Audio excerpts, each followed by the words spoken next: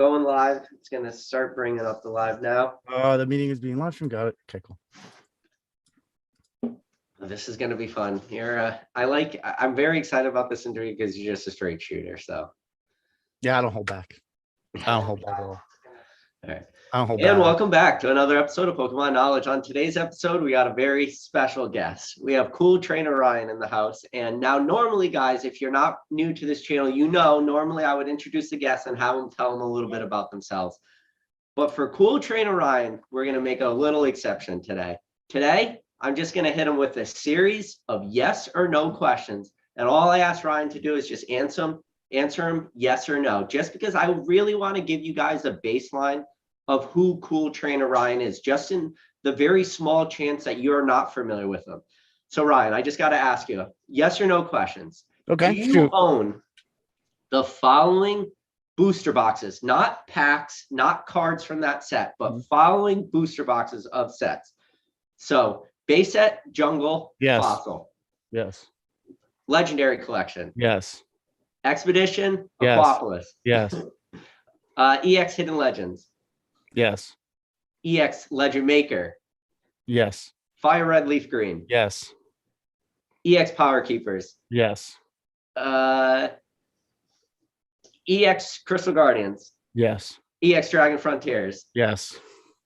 Diamond and Pearl base set. Yes, actually have that. Yes. Only Diamond Pearl box I have. Okay. The best set of black and white. And everyone's going to laugh when I say that. Emergent Powers. I do not have that. Smart, man. It's probably one of the worst sets ever created. Next to Hidden Legends, too. Those two. Well, yes, Hidden Legends. Yeah, it's EX era, but still, it's. Here's a tough one. EX Sandstorm. Yeah, I have a couple of those. EX Dragon. No, I don't have that. Oh, EX Dragons. That's a slept-on set. Yeah, I had one. I used to have one. Then I traded it for the base set demo box thing. Yep. That I think Rusty posted. Okay. Them recently. All right. How about Dark Explorers? Go random. Don't have Dark Explorers. I used to own like a case of them, and I sold them over the few years ago.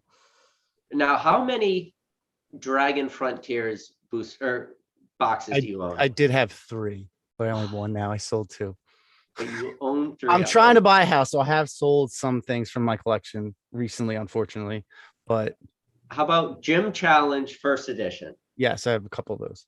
All right. I think I could probably keep going and name a lot more sets, a lot more booster boxes. I'm sure you'll say yes to a lot of them, but I think that sets a great baseline for who you are. But now, Ryan, feel free to just tell everybody out there a little bit about yourself, like maybe your backstory in the hobby. When did you get back in the hobby? Did you get back in 2010, 2016 during the boom, whatever? Like I got back in 2016. So I share a birthday with Pokemon, February 27th. So I got that limited edition 3DS. And when I was in Toys R Us, I just was like, I'm just going to buy a few booster packs. And then the rest was history. Then it was just like I was spending hundreds of dollars every day. I would order off Amazon. I would stop at Walmart before work. I would go to Toys R Us on my lunch break, and I would stop at Walmart after work. And then while I'm playing Call of Duty, I would go get more packs at Walmart. It was just nonstop. It was nonstop. But I wasn't smart about like investing, if you want to, because everybody's all about like how to invest in Pokemon. But like when I first got back in for that first like good year, I didn't have any smart decisions in terms of investing. I was just opening anything I wanted. Basically, I didn't open any WotC really. I opened a little EX, but like it was just anything I've never experienced as a kid. So I was making up for lost time. Were you keeping anything sealed or just opening everything? It got to a point where I was like, yo, I'm spending a lot of money. And that's where I was like, okay, I could still buy stuff and collect and keep things sealed, and I'm preserving my investment into the item. You know what I mean? So I was okay with buying stuff and keeping it sealed. And I was like, at least I'm not opening it and then just like destroying the value. Cause I had no concept of like PSA grading, anything like that at that time, which that ultimately became what I collected was sealed product. Yeah. So let me ask you a question. We talked a little bit earlier about Crystal Guardians. how many booster boxes do you have of Crystal Guardians? 3. 3 booster boxes Yeah, of Crystal Guardians. All right. I bought my first one for 700 back in 2017, I think. Oh man, can you imagine buying one for 700 now? No. All right. But the reason why I want to talk about Crystal Guardians is because I look at Crystal Guardians as it's like it's a middle of the road set for a lot of people, depending who you talk about. Like, because when you look at Crystal Guardians, no one really talks about the EX cards. Like, yeah, there's a Jirachi in there, there's like the Sceptile, but they're the EXs underwhelming. are mediocre. What really people look at is like, the Delta Species Charizard Hollow or the Blastoise Charizard. It's like, that's what they think, and they don't think of the EXs at. And I then agree, obviously 100%. it's still a gold star sets, but everybody's hit or miss on Alakazam, and that's 99 out of 100 is Alakazam. And Alakazam, some people love him, some people hate him, some people could care less. Oh yeah, I But mean he's a cool Pokemon, but like in terms of Gold Star, like he's not like he's not the gold star everyone thinks of. But now, number 100 in that set is Celebi. yeah. Now, can you let everybody out there know how many Celebi gold stars do you own? 53. 53. 53. How do you? What do you mean? I just bought them. I just bought them every time I saw them. Every time, huh? I mean, they were only like $100. But still, I mean, nobody was PSA buying. 10s. I have 2 PSA 10s. I'm sure I have more PSA 10s in the 36 raw ones I have, but probably not anymore with how strict PSA has gotten in the past couple of years. I should have graded them a while ago, but there's no point in grading them. I was never going to sell them, but yeah, I should probably have a couple more 10s in that pile. But yeah, I just oh, there's another one. Oh, there's another one. Oh, another one on Troll and Toad. Oh, do you think you're the number 1 Celebi gold star collector in the world? Because I personally don't know anyone else. Maybe they exist, but I don't know who it would be. Yeah, because nobody really collects Celebi like that, I guess. Well, and because you bought all of them, they wouldn't have been able to if they were trying. No, there was plenty more I could have bought over the years. Because I've been back in for what, 6 years now, and as hard as they are to pull gold stars in the EX era, like 1 and 2 boxes, there's a ton of them, a ton more than people could ever think that there is. Because you could probably go ever pulled one though. What? No. Have you ever pulled one? No. I stopped opening stuff, so I would have never taken that risk to open, because like the probability was slim to none. Like the only EXR box the only EXR box I've ever opened was Power Keepers, and I did pull a Vaporeon. Oh, I feel like those rates were higher in Power Keepers. The gold star rates on the last couple sets in EXR were a lot higher, I think. Maybe just Power Keepers. Yeah, but yeah, Vaporeon Gold Star from Power Keepers is it's probably like one of the best. It's top tier.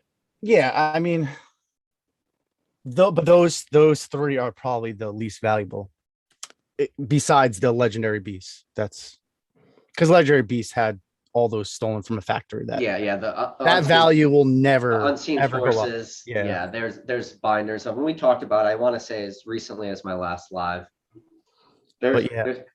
See, the Unseen Forces Celebi X is probably the only PSA 10 Celebi that I don't have that I would like to have eventually, but Forces Celebi EX. I think, I don't have that in a 10. Why hold on. What? Hello? Hey, friend. I'm on a live, bro. I'm doing a podcast. How's it going? Tell them to come on to the chat for this. I'm sure. Yeah, bro. Hit the chat. Okay, let me hit the chat. All right. Later. Bye. That's funny. Yeah, it's pretty crazy that you have such a crazy, like, close relationship with him. Yeah, I mean, we met. He slid into my DMs in 2017, and he realized I was from New Jersey, and then that's why it works, because we're both from New Jersey. It wouldn't work any other way, probably. We wouldn't have been able to meet up as much as we do. We wouldn't have been able to go in on those deals together, because like we met up and like picked up a U-Haul and drove to PA, to Lebanon, PA, to because if he lived in another state, that would have never happened. Yeah. Now he was a big partner on a lot of your collection. Did you let everybody out there know probably the big one I'm talking about, like the big collection buy. But Mhm. after you talk about that big collection buy, I would like to know, like, obviously he turned and burned a lot of that product, right? Like a lot of that stuff was already sold before he even got it almost, right? Where Who? you had the wherewithal to hold on to a lot of this stuff. Was it just sheer luck or was it Who something you were who consciously had it doing? already sold? Uh, Nick? PokeRev, right? He didn't sell any of it. He I mean, didn't I sell. think the Pokemon stuff we both sold way too fast. Okay. Like I thought he sold it all. I had an 8K deposit from somebody before I even got the product. So the Pokemon stuff we both sold too fast. But like it was at a time where like Team Rocket Unlimited boxes were going for $1,000. You know, it nobody could have guessed like, oh, maybe we should hold on to this stuff. Like I held on, and we have some like some stuff that's both of ours that I'm holding on to that are Yeah. like the sealed promo packs, like the Dragonite movie promo packs, Pikachu, the Mewtwo, The Electabuzz, yeah. all those. Like all the league promos, we have tons of them. I mean, we graded 90. No, wait, it was 150, I think. The Hollow Mew promo. And I think we The graded like the Ancient Mew promo, you mean? no, like the league promo hollow. Oh, Forget what Black number. Star. Yeah, the Black The Star Black promo number Star. 7. I think we graded like 20 some and 10.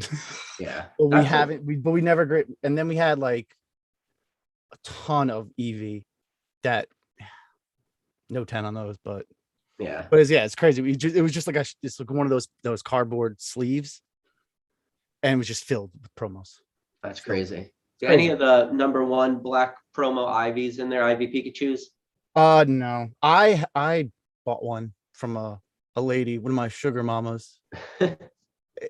She's from Michigan, and her like uncle was a commodities trader, and Okay. he collected all first edition sets, the E series sets, legendary collection up until Fire Red Leaf Green, complete master sets.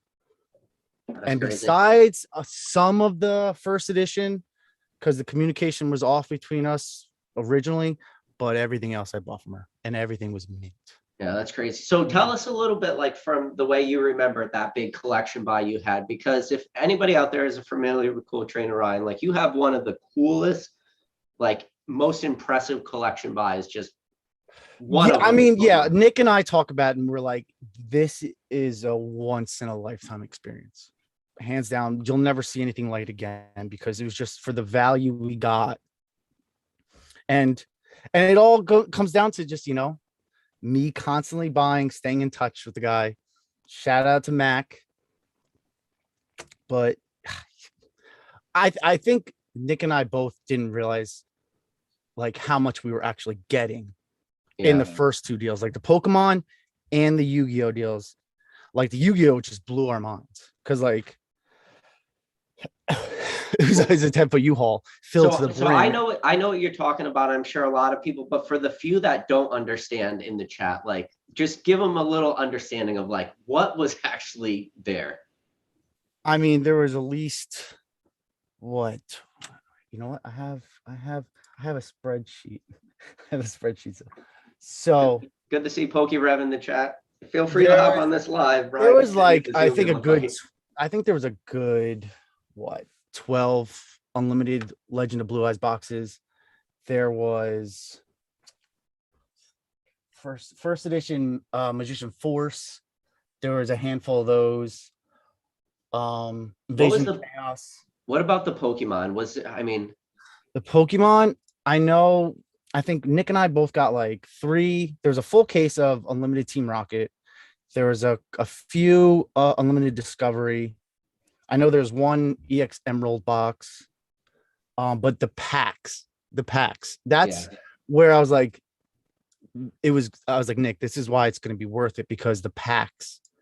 And do I have that? Are we just talking a tote of packs, just like, and you and Nick are just rifling through it and just like, oh my God. Well, I wish I could. It's all unweighed at that point. Oh, it was all unweighed, 100%. Yeah. Cause I mean, he didn't sell singles. Yeah. He was only in the business to sell sealed product. And I wish It was my pool table just filled. What was it like when you Probably saw like it for the probably first like time, though? 5,000. What? What was it like when you just put your eyes on it for the first time? Did you guys just look at each other? Oh like, no, "Holy Nick and I shit." were running around my basement. So we were like going through boxes, laying things out on my basement floor, and we were running around like giddy little girls. That's how excited we were. If you could probably find, if you find his, I think he'd had a video. He put out a video of like just like a reaction of like what happened back then. Yeah. We were running around like giddy little girls. It was that exciting. It was Now, were there any of the EX stuff, or where did it stop? Because this guy had a it was store, everything. right? It was everything. It was everything. It was Everything. from Watsy to XY. Because yeah, the shop closed down in like 2015, I think. Oh man, so he had everything, huh? Prior to him selling us the rest of Pokemon, like over those like couple of years, because he sold us everything in 2019. So from 2017 to 2019, I mean, he had Skyridge boxes, he had cases, multiple cases of Team Rocket returns, Oh my multiple God. for No one has for multiple cases. $1,500 a box. If I could bring up that old price list, it was insane. Oh my God. So, all right. Now you're one of the few people I can ask, and if PokeRed's still in the chat, ask you guys. So everyone always says, these older Gold Star sets, you could hypothetically like search cases. And my whole argument is nobody's searching cases of EX Team Rocket returns. Like, did that ever cross your mind just as something you could do? Or you're just like, no, I don't want to crack these things open. Nick and I are both like sealed collectors. So none of that kind of stuff really ever crossed our minds. But you said multiple cases though, right? Well, this is we didn't get to buy those, but he had multiple cases. Oh, Like this, yeah. Unfortunately, when we got everything, he sold through a lot of his inventory. do you know I who mean, we were picked buying for through 2 years. before I was you? sending my friends to him, sending everybody to him. Okay. So, but like I know, like my one friend was gonna buy a case of Team Rocket returns, but he didn't. But still, everybody bought stuff, and everybody was getting great deals. I know I bought a Holland Phantoms box for 1,000. They sold it for 1,500 the next day. Oh, Like- I can sell in a Hollow Phantom box for 1,500, man. That's painful to hear, but you did great though. That's the thing that everyone out there has to understand. Buying that for 1,000, selling for 1,500 in a day. That's great. Yeah, I mean, everybody could have done it. I mean, I was sending that list. I was sending people to him constantly. Yeah. I mean, everybody did well with that short 2-year spurt of him having stuff. But then obviously it got to a point where like he didn't have much left, and like some of his, because he would always do pack price times 36, get your box price. He's like that old school style. That's how people used to price things back. Sure. Yeah. It's But- people still try to do it to this day with modern price. It makes me like choke a little bit every time I hear that, but there's still. So getting deals was easy because he didn't have that framework of like sealed boxes are worth more than just the packs times 36. Yeah. But it was. Nick should link the video in the chat. Yeah. Feel free to link the video. Because I know he did a video about it, and it was just the amount of packs. Like it was just insane. Like, So, all right. So now you get all this stuff. It's unweighed. Now, are you just like trying to burn through these packs, selling them? Are you? we both sold them so fast. We just sold them. Did you weigh them and sell them as light or heavy or no? No, just sold them.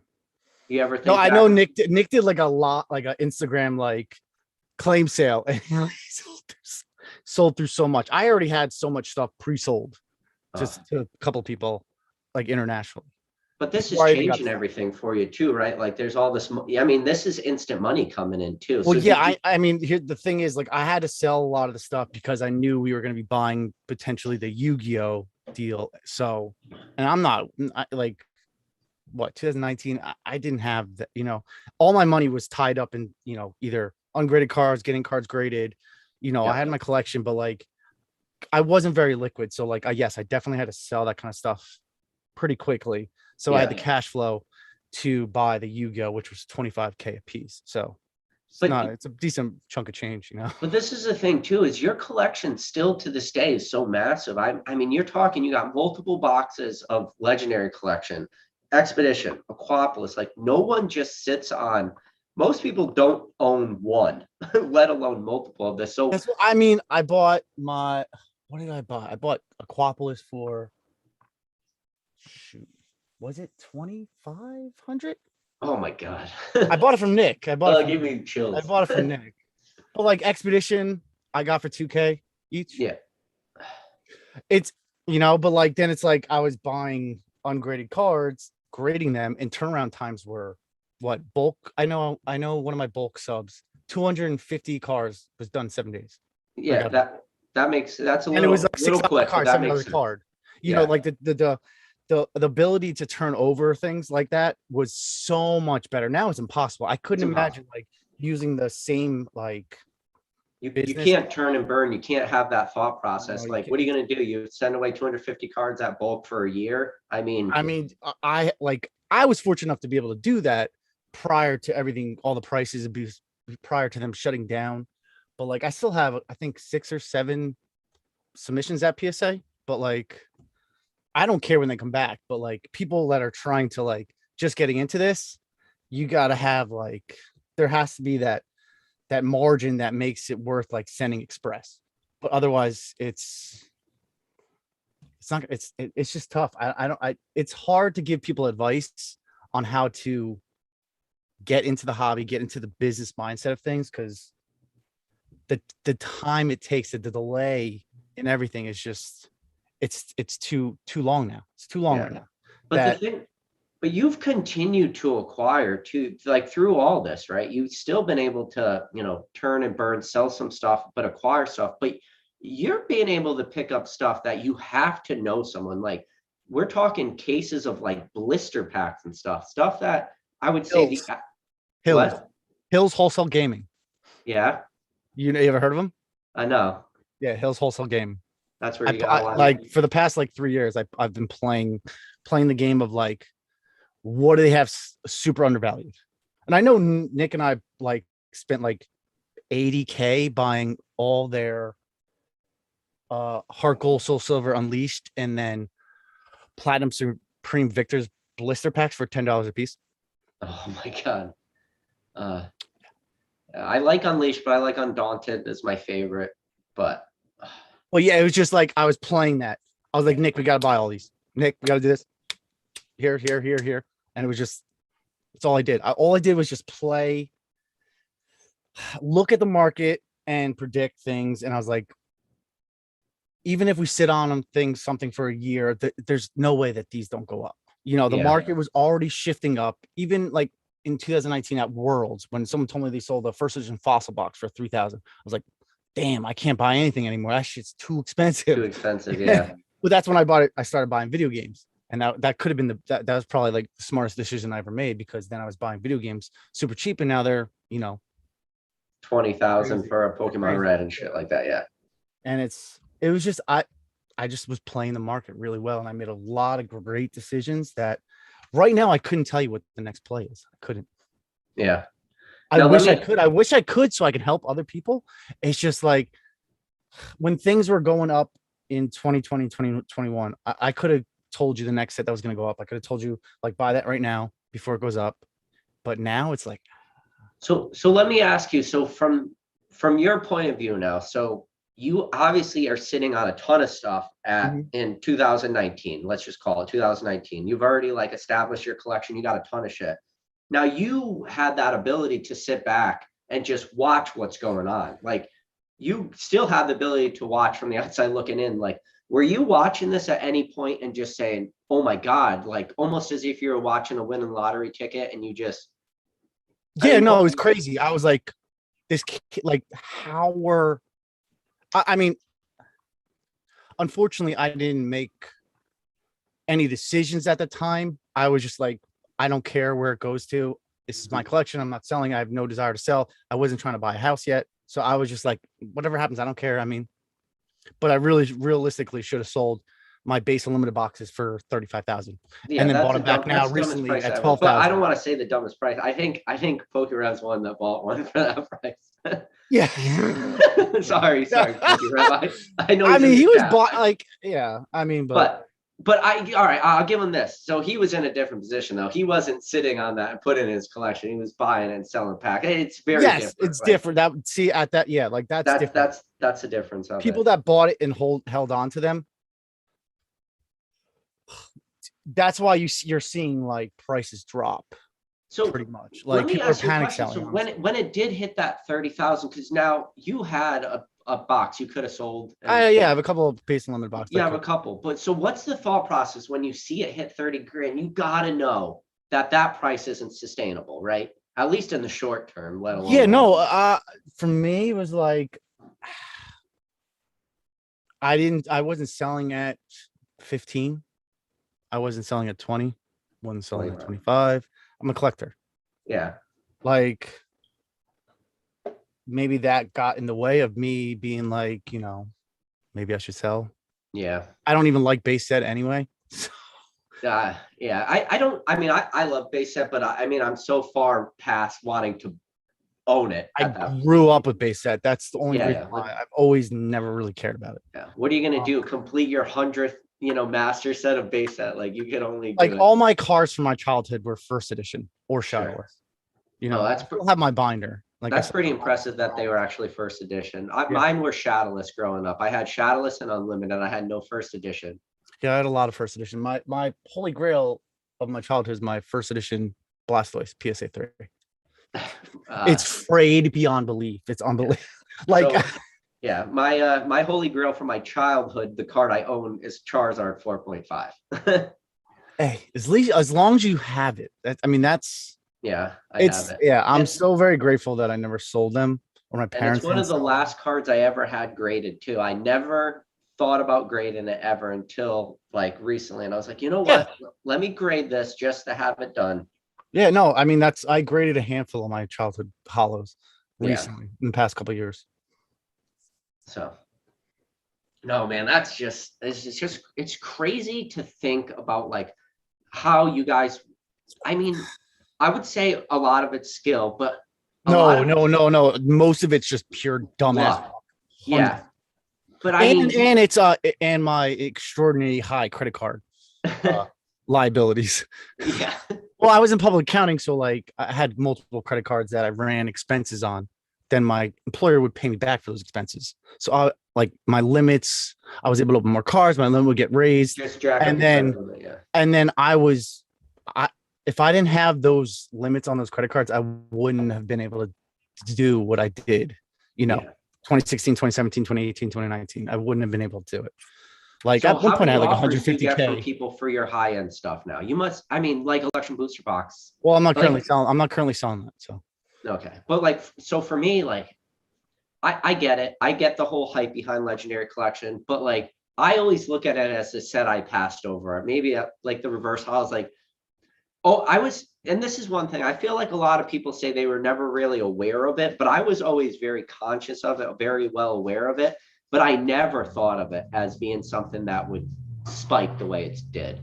Now, when you look at like the price of your Legendary Collection booster boxes and stuff, and you have blister packs, and I'm guessing you got individual. I only have one blister of it, but I used to have those 3 packs. I sold. I mean, I'm not that wealthy that I can keep everything. You know what I mean? Yeah. Like I bought a case of those those thin plastic blisters where it had a Legendary Collection, a Gym Challenge, and I think something else. I forget. Those are third-party blisters, right? Those are No, they're not. No, those are official WotC. They're official WotC. I didn't know that. They're official WotC, just like the Expedition, the 2 Expedition packs. Yep. Yep, those are official WotC. Yes, I only collect official WotC stuff. So yeah. Okay, I knew like obviously you have like the Neos and everything. They had the 2 packs. But I thought all the 3-pack blisters. I thought that those were repacks, and I always thought that the first 3-pack blisters came from like the real early Nintendo sets. I didn't know they went that far back for 3s. Yeah, See, like, and I'm that's pretty what- sure the Legendary blisters, the soft, those Gym Challenge packs, I think that were in there. Yep. Those have the corrected Zard, I believe. I Oh, think so. wow, that's awesome. Yeah, so it has the corrected, the Charizards with the Blaine's corrected with the Zard. fire energy opposed to the Yes. fighting, right? Yep. Yeah, But yeah, I what- had a case of both of those, and I ultimately sold them because like had to fund the inventory purchase of the store. So it's like I wish I could have kept more of what I had, but like Oh, that's crazy. if I was a millionaire, I would have been able to keep everything. Yeah. But So yeah. so what's the grail now of your collection now? Your sealed product collection. What's like the one thing you're like, I just don't ever see myself selling this, or I don't know if I could ever sell this. Probably my Costco blisters. I probably would never sell. Are those Costco blisters, are those ones with like 10 packs in it The one that has 10 packs, but then I have three. I have one of the one that has 10 with base the starter packs, decks in it? and then I have three of the starter deck ones. Yeah, Yeah. it has two And- starter decks. I'm pretty sure they're shadowless. I'm pretty sure Oh, they're gold strip, or they're not gold strip, but I'm pretty they're sure. more likely than not shadowless. Yeah, I think so. Even Gary, I believe, agreed with that when because I bought a couple off of him. So do you deal with any of like the real early starter case sets or like sealed cases, I should say? I I have know like you talking about like the theme decks, like the theme decks, yeah. like from base or just any of the early Just ones. any early WotC stuff. I have Neo Destiny, Legendary Collection. You got the lava ones, huh? From Legendary Collection? That's Yeah, awesome. yeah. I've no, but I've sealed display.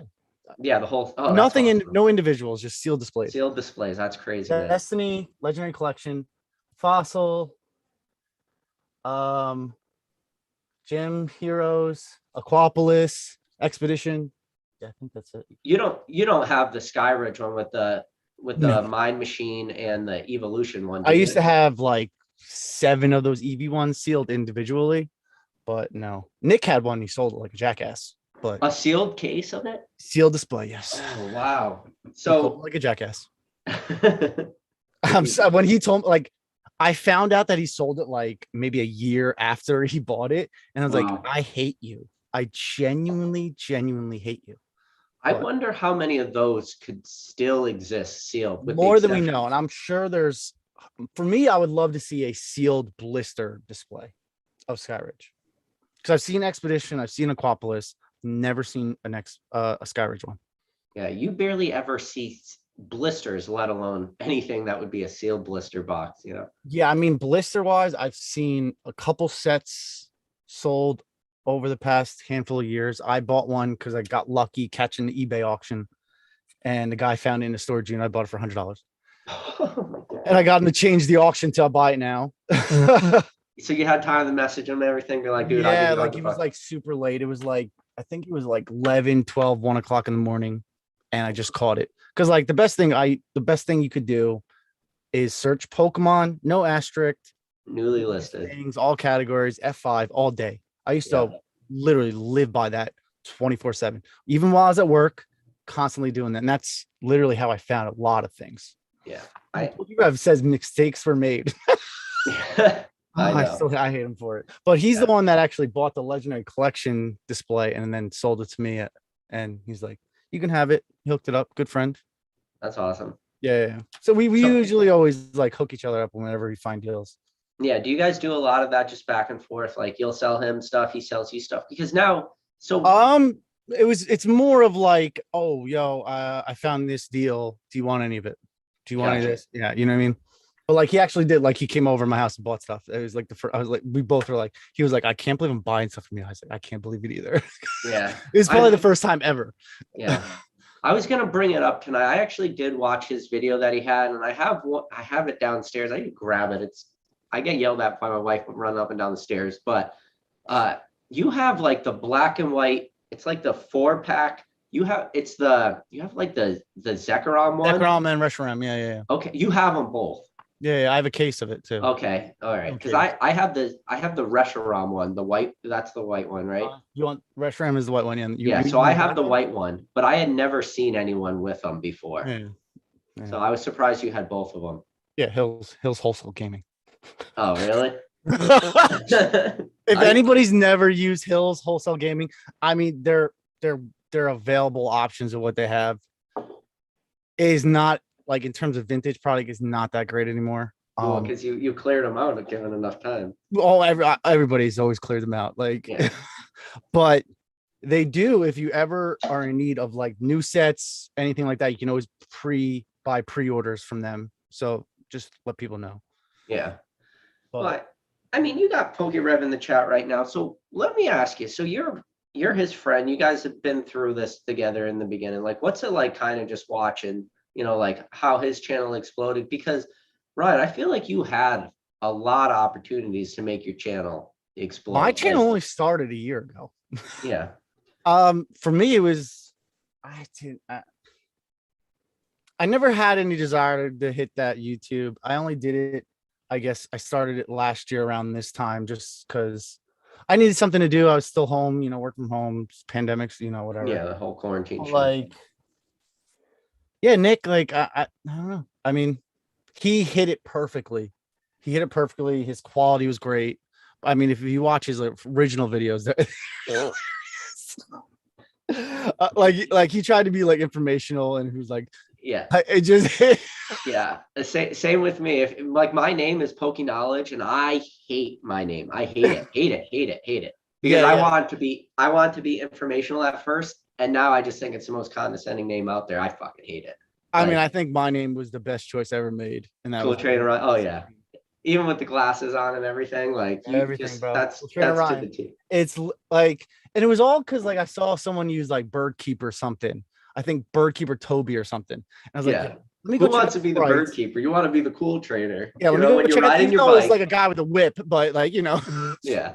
it was just the name. But yeah, for me, I don't know. I have cats. I have cats. I don't know. I just never. I mean, I still right now I haven't put out a video in 2 months. But Nick hit it perfectly, and I'm really happy for him because like he really just went for it, and it worked out for him, which is awesome for him. Like I couldn't be happier. The PokeRev T-shirt. Yeah. I designed that. Well, I would be more The concept for the interested in design. Cool Trainer Ryan Concept for the t-shirt than design. a PokeRef t-shirt, but Yeah, so- no, it just and like I've helped him out with getting us deals and him doing breaks and whatever for this and that. So it worked out for both of us, yeah. His But, channel helped me just as much as it helped him. So yeah. But more about you. So now you've done so much now, and this is the thing too. Your collection is not all over the place, but it's spread out, multiple errors, multiple sets. Now, do you still have like the things that you personally are going after, like sets or I mean, I don't even know at this point what you're collecting. Are you collecting sealed? Are you collecting, raw? Are you collected graded? What are you looking for? I've never collected graded. I've only You've always collected just graded that I've yourself, graded right? myself. Yeah. I mean, there's occasionally I bought a handful of graded cards that were Selby, but yeah, I never collected graded cards because they were too volatile for me in comparison to sealed product. But right now I'm collecting Sega Genesis games. Not even collecting Pokemon. Everything's just too crazy. But yeah, I mean, I haven't really bought anything Pokemon. The last big purchase I made was I bought that uncut Arcanine promo, Black Star promo sheet from Heritage. And that Zapdos Tropical Mega Battle phone card. It's like a phone card. Yep. Yeah, like the actual minutes card you're talking about, right? Yes. Yeah, yeah. I know what you're talking about, but I don't even know what those look like. I've heard about them before. That's a very niche I thing. can get it. You want me to show you? Yeah, I would love to see it.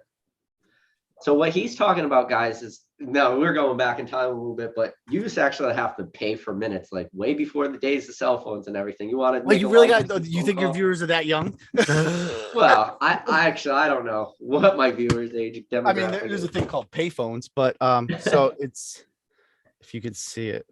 Okay. So if you see on the back, it's not like a regular card back. Yeah. And I think like the population of these are pretty low. Now, is the back, would it have like a scratch part where you would have scratched off the number to like? No, it's got a barcode. Oh, okay. Dude, that's awesome. Oh, you got the old back PSA. Oh, it's like, yeah, it was like an original. Yeah, it's like the. What number is that? Like, what What It's PSA number? Oh, so the 1 million. 172. Yeah. That's pretty awesome though. You don't see a lot of those. No, and like I've always wanted that. And Yeah. like it just so happened to Herod, like I think Nick and I and then Pokey Radar were all like on a like FaceTime. Like Yep. and then it just so happened that came up and I was like, I'm gonna buy that too. You know. Yeah. But yeah, I mean I need a Pokemon Fire Red graded, but in terms of video games, otherwise, I think I have all the board games from Gen 1, Gen 2. So I collect board games too, sealed board games. That's now for board games, you could go way back in time though. So are you talking way Yeah. back in time you go, or I'm you talking go- about first gen and second gen. I'm talking about Monopoly. I'm talking about Master Trainer. I'm talking about that photo flip. I'm talking about the Pikachu game, flip game. What else? Okay. What else? Oh, the memory match. What else? So you're just all over the place. Now, do you Oh do yeah, a I'm all lot over the of, place. And then it's like I have sealed cereal boxes. I have do you just like what about store displays? oh tons of them. Yeah. Yeah. Yeah. That's the You stuff see it right I'm there? interested. See that? Yeah, the Pokemon Stadium one. Yeah, and I mean, like I have window clings galore. I mean, the only window clings I'm missing is Team Rocket and Expedition. Wow. So you have like window clings for like Skyridge and stuff. Yes. Wow. Where Yeah. did you get that from? Did you just get it from stores, or you're picking it up on eBay? Just getting eBay. eBay, finding people, eBay. Everything's eBay. And then it's like getting the people off eBay, show me more. I met a guy on eBay that then he had a store in Canada where I bought tons, not even just Pokemon, just every TCG, anything ever. Like I got Yu-Gi-Oh, got Inuyasha, Yu Yu Hakusho. What else? Like Dungeons and Dragons, Magic, everything. Like I have a Magic Wow. time clock that you probably use for tournaments. Yeah. Anything like advert related, I love. That's probably my favorite thing to collect in the hobby. That's awesome, man. And it's relatively inexpensive. So like if people are looking for things to collect, Yeah. Well, there's probably not as many eyes on it as you maybe some people would think. I've put more eyes on it, unfortunately. Did you? Yeah. What's like your holy grail of like that part of your collection? Shoot. I could say a window cling. I guess it's probably my pre-release posters from EXR. So like Team Rocket Returns, Deoxys, Hidden Legends, Emeralds, That's Unseen Forces. Yeah, all those types, Yeah. all those. And I can't wait to frame all those bad boys once I move out. Yeah. Once I buy a house, but you know, housing market sucks ass, especially in New Jersey. But probably that stuff. I mean, I have the Pokemon Center magical clock from 2001. That's pretty cool. It's That unused, is real new cool. box, unused new box. Wow. Yeah, pretty cool. My friend found it and bought it, and then he gave it to me, which is cool. Dude, it's good to have friends like that too. Yeah, he's from Australia. I middleman stuff for him, so he had no choice. Yeah. So what's your overall goal? Like, what's your overall picture? I know you said you're gonna buy a house, but you want to display all this, have like a. I mean, my whole house is gonna be decorated in Pokemon. No girl's probably gonna want to come over, but it's fine. You know, it's fine. It's fine. They won't want to come over until you tell them the price tag on some of it, and then they want to live there. Yeah, I mean, I guess it really depends. Like, you know, I plan to really build like a studio room eventually once I have more space. But yeah, I guess, yeah, frame everything, you know, put it on display. I don't think I'll ever put any product on display. It'll be more just like the adverts, the promotional stuff, anything like that. Now you're still even messing around with some more modern product too, right? I mean, I have a distributor, so I buy whatever I can. Yeah. Now, are you just buying modern are you buying any of it to like actually enjoy, rip it? Or are you just looking at modern as a? I was opening modern on my channel, Yeah, but then I got over that real fast. I got over that real fast. Yeah. Yeah, modern. That's why I haven't made a video either recently. It's just that I don't want to just open stuff just to make a video. No, Yeah, I don't open anything on this channel. I do stuff like this, man. I do shit. Yeah, I mean, I plan to like maybe just do like a weekly or bi-weekly thing where I just hop on live and just talk with people and just anything they want to talk about, not even just Pokemon related, life, anything in general, politics, anything. And I'll give you my opinion. You can take it or leave it, but as long as we can have a discussion, it's cool. But yeah, modern. I placed like a $20,000 order with my distributor for like a bunch of stuff they got back in stock. But This is recently I'm sure or a couple I'll months ago. what? Recently or a couple months ago, that 20K order. No, it was like last week, 2 weeks ago. Oh, Yeah, all yeah. right. Yeah, so I got like half of it in, and they still got to ship the other stuff. They're all behind because they have no staff like Yeah. everywhere else. What's it like that 11K bundle? I think Mason from Cardinal Gaming made a little video. Was it that bundle they were doing? Who's his distributor? I was just buying don't know. product I wanted. I have Matt Al's my distributor. Okay. So it was basically me just buying more celebrations, ETBs. It was buying pre-release of like XY sets, a couple XY sets. Think Fates Collide. They had like a pre-release kit. Oh yeah, I think Lost Thunder they came out Lost with. Thunder, yes, Lost Thunder was there too. Yeah, like Yeah. weird stuff they got in stock. I don't understand it, Yeah. but How do you think that shit comes about? Like a freaking Lost Thunder pre-release kit. Like what are those stuck in the back somehow? Or you think that's like an actual reprint? I think there's stuff that gets Like just lost in the warehouse. I don't know. I Yeah. mean, it's like you think about like the Roaring Skies reprint, right? Mhm. I think like originally I thought it was just like they had extra inventory in the warehouse that they just pushed out, but you could tell the print quality was a little different on that stuff. Yeah. So you had to kind of figure it was a reprint, but I think they're just printing a lot more stuff. So any new sets coming out, be weary of things. But like Hell Evolving yeah. Skies, like distributors don't have that. So that's a good sign that, Yeah, but I think Evolving Skies, I think that's next on the list for a major reprint. Because I would say like for modern, that's like the only set that's really in demand. So it's the only Yeah, set it that is. makes the most sense to reprint, you know? Brilliant Stars, right? Shooting Stars, whatever. Brilliant Stars, yeah. Brilliant Stars, Shooting Stars. Yeah, that set's probably going to be crazy too. So do you get a lot of that like flash fire feels from it? Have you looked at the set at all? It's got like 5 Charizards in it. No, I haven't looked at any of this set. No. I never No. look at any of the sets. I don't care. Yeah. You just It's like just like, oh, more Charizards. What else? I hate Charizard. So it's I don't like like more Charizard either. Charizards. I'm so happy you said More that. goddamn Charizards. Like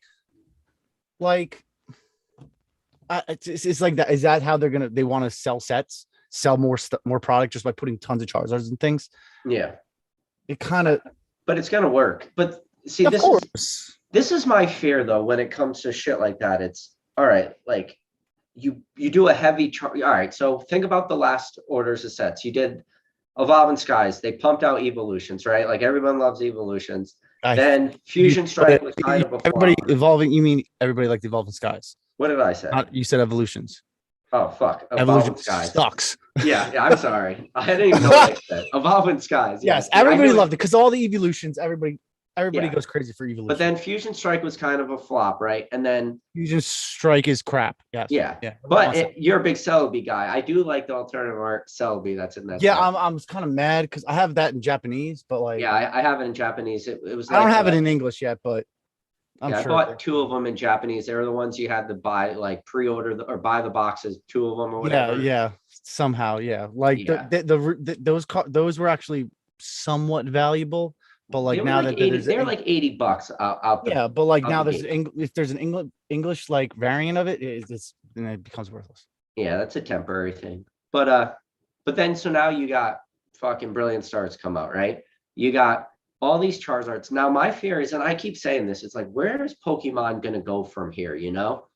And You're this- saying like what's next up after Brilliant Stars? yeah, what's next? Like it's how do you top sets like I mean, because Brilliant Stars isn't just a Charizard set. It's like all those character arts and stuff in there, and it's very similar to like a Cosmic Eclipse with the characters. And Cosmic Eclipse is is very valuable right now, especially Oh, it's my personal favorite modern set. So, but where do you go from there, Ryan? Like, do you just I got to mean- keep pumping on specialty sets or what? I mean, I don't think they get. I mean, we had how many specialty sets recently? I mean, the past 2 years, right? Celebrations, Shining Shining Fate, Fates, Hidden Champion's Fate, Path. Champion's Path. Yeah, I mean, how many specialty sets are usually in a year? one, maybe two, depending. One, kind of. Like before Hidden So if Fate, you what think was about there? what if you go Before before Hidden that. Fates, what was there? Dragon So Majesty. before Hidden Fates was Shining Legends, and then like Shining Dragon Legends, right. Majesty, technically. Dragon Majesty, yeah. And then And before nobody Dragon gave a Majesty shit about that was, stuff when it first came out. yeah. And then before Dragon Majesty was not Dragons Exalted, Dragon Vault Dragon Vault, which was only That was like a black and 5 white, card right? set. Oh, and by the way, like the and Detective Pikachu set was Double totally Crisis. somewhere in there. Double Crisis. Yep. Double Double Crisis. Crisis is one of those weird things. I think you sell like the 2-pack blisters of that shit, right? 4-pack, yeah. Yeah. Oh, it's 4-pack of the Yeah. Double Crisis, yeah. Yeah. I bought them off That- Hills. That's a stinker set though. But the full arts are low Big pop money. tens. Lot of money, yeah. tens. At least So- probably I would say $800,000 in a 10, maybe. I don't know. Yeah. But like I bought those off Hills Wholesale Gaming for what? Like $50 Dude, each. are you sponsored? I'm just saying this is what I did. I just anticipated, looked at the market and like, oh, should probably buy some of those, and worked out. Yeah. And Nick told me I shouldn't buy any of those XY boxes. That was a waste. You don't need any of those when they were fucking 86.50. Fuck him. Fuck me. Fuck me. He fucked me. Told me not to buy any of them, and they all shot up. Put him on blast right now. Do you think he's actually excited opening evolutions, or you think that's all BS? It's He's BS. No he's one opening likes Evolution? opening evolutions. When is he opening Evolutions? I don't know. Every time he sees a pack of evolutions, he pretends like he gets excited. Like, Evolutions has to be one of the worst sets. I'm sorry. It's Nobody cared about it It's a when reprint. it first came out. It's a reprint. It's a reprint without The fucking Venusaur and the without full art- Blastoise. Who does the- that? The full art Charizard, like people like had stolen it from the factory. I remember a kid on Instagram had binder full a page of it. And it's like it's a cheaper alternative to base set. That's all it is. That's all it is. But like It they're had also, already been like, done, Ryan. It was already recycled with freaking base set 2 and but those were legendary years ago. collection Yep, years and ago. evolutions. Like, come on, it's been done so much. But like I said, they left out the Blastoise, they leave out the Venusaur, they turned Dugong into a rare, they turned Mewtwo into a non-hollow rare. Like, it was almost as if they tried to make it a shitty set. Like, they went out of their way, and everyone just 2020 lost their minds about it. I mean, it's funny. Like I remember Nick buying like 80 cases from his That was a distributor. great buy. From his distributor at $70 a box, and I got like 20 cases of them. And it's like he's like, "Oh, bro, you could sell them, make a little bit of money." Like they were selling for like $150 or something like that. But then it was like, boom, 1,000. People are crazy. I mean, I guess the Charizard Hollow is a low pop. Because it's tough to grade, but come on, you're gonna spend $800 on a booster box to get a fucking impossible to grade 10. I mean, most likely you will probably pull it, per se. Yeah, I'll But- give you. No, anybody don't do that. It's stupid. Yeah, I think Evolutions was the typical example of when everybody would say Pokemon's in a bubble. Like a lot of people said that all the time, especially 2020, 2021. Like that was repeated a lot. Pokemon's a bubble, bubble, bubble. They just totally ignored all historic prices. Like you bought fucking your booster boxes from Legendary Collection for $1,500. Like people ignored that. Still, Legendary Collection. I traded a PSA 10 Legendary Collection Charizard Hollow. I graded myself. Wait, the hollow or The hollow, reverse the hollow. I made it pop 4 at the time, and $2,000 for a box. I traded that and $2,000 for a Legendary Collection box, and I graded the Blastoise and the Raichu hollows in a 10, which I made pop 3. it was the Dark Raichu, right? From Team Yeah, it was Rocket. Dark Raichu and then Yeah. Dark Blastoise. Yeah, Yeah. right?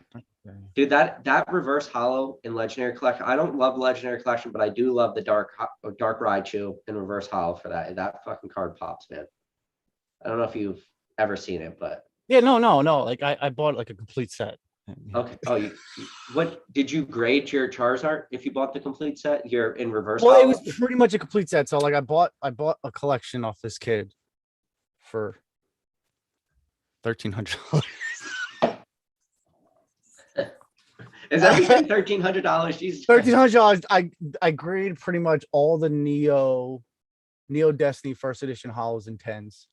So I we're got talking the dinky stuff. binder. I got the binder, and I was like, oh man, there's no reverses. Wait, the reverses were behind the non-hollows. I wish Like, I I should got probably I chills wish when I you could said it. bring up that live because I was jumping around giddy as a little kid. Yeah. Because like the Charizard hollow, but then behind it was the reverse. It was insane. Yeah, it was insane. I've What did your Charizard reverse grade from Legendary Collection? You remember? 9. That's a I've graded a solid couple grade. 9s, I think. Graded a couple 9s. Like I've graded a couple like first edition shining 10s easily. Like I graded only one crystal in a 10, a reverse in a Didn't 10. Wait, what crystal did you grade in a 10? Oh, all of them, but I'm just saying Charizard. Charizard from Skyridge? Yeah, all of them. Fuck. I've graded multiple 10s in most of them, except for Charizard. I've graded Expedition in a 10, Charizard Hollow in a 10, Yeah. reverses in a 10 from Expedition. Did you ever grade the Lugia from from Aquapolis in a 10? Yeah, a couple of them. It was easy.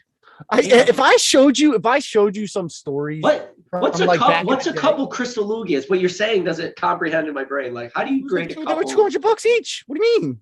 Yeah, They were but that I mean, $200. you had to get lucky and have them still be a 10 though. Yeah, well, things were easy back in the day. Like I would get restock emails from Troll and Toad, and I would just buy whatever restocks they got. It Yeah. would be like a competition between me and a couple friends who can get to them first. Because like people buy from Troll and Toad, you can return the cards. All you do is just type in Troll and Toad, what is it? Troll and Toad return form, and you Yeah. shoot that bad boy out and send that shit back. Yeah. You're not like because like you did get shit sometimes, but like Oh, most I like, bought some shit. when they get off. restocked, most of the time they're pretty good. I graded like a couple Shadowless Hollows that I got from them for like $10 in 10. Yeah. I was buying so much, so often that it led to me finding people that had more cards that didn't have them listed. So I was the only one that had the opportunity to buy them. It just led to so many deals. If you're buying often, you're inquiring sellers if they have anything else, and you're Mhm. buying on multiple platforms, opportunities do arise. And it was just, and PSA was kind of lackluster. You know, they weren't too strict back in the day. Yeah, people, I've heard that a lot. To be honest, I haven't got enough cards back from PSA recently to even be able to tell the difference. I mean, let's just say that the Legendary Collection Charizard Hollow I graded a 10 had like a big white like edge, like it looked like someone took a knife to it. Oh, it was that Look out, butchered, Tim. huh? Yeah, Dude, sometimes it's just about getting lucky with the grader that day, it is. Because like I've graded plenty of 9s of things. I've sold them to my friend. He's cracked them and then resubmitted them, and they got 10s. So What do you got for like Skyridge bulk? You got a lot of Skyridge bulk you want to sell? I've graded it all. I mean, I do have some bulk left. That would have to be a question you have to ask Nick as well, because the bulk that I have, it's both of ours from that deal that we got that case of Dragon Frontiers with.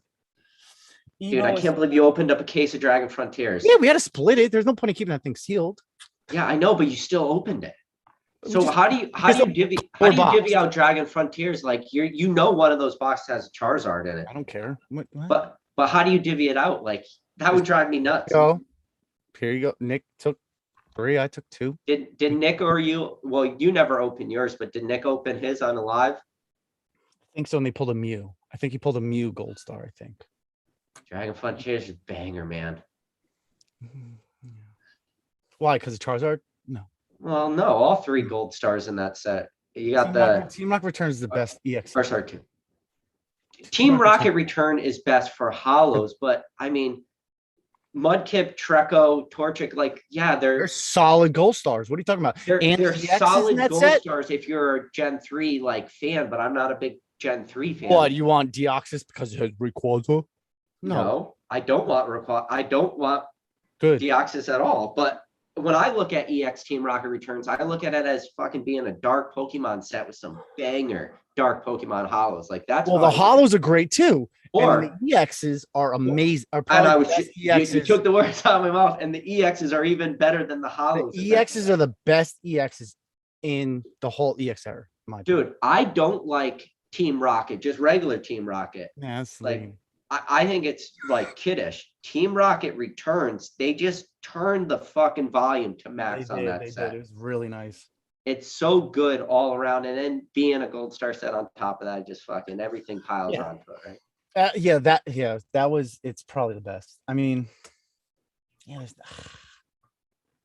I don't think anything else compares to it really, because like EX Deoxys, like, sure, it has better gold stars per se, but like the EX is that set is trash. Latios and Latias are, I don't consider Latios good gold stars. I'm talking about value. I mean, Torchic, I guess in a 10 is worth more than those two, but not Deoxys. I guess that sale was real, that 50,000 sale. I thought it was fake. I thought it was like only 10,000. I'm way behind times. Yeah, dude, it sold way for behind. 50K, and I thought it was fake, but I guess somebody told me it got paid for. Like, I don't quote me on that, but Remember, there's a lot of big money people in the hobby now.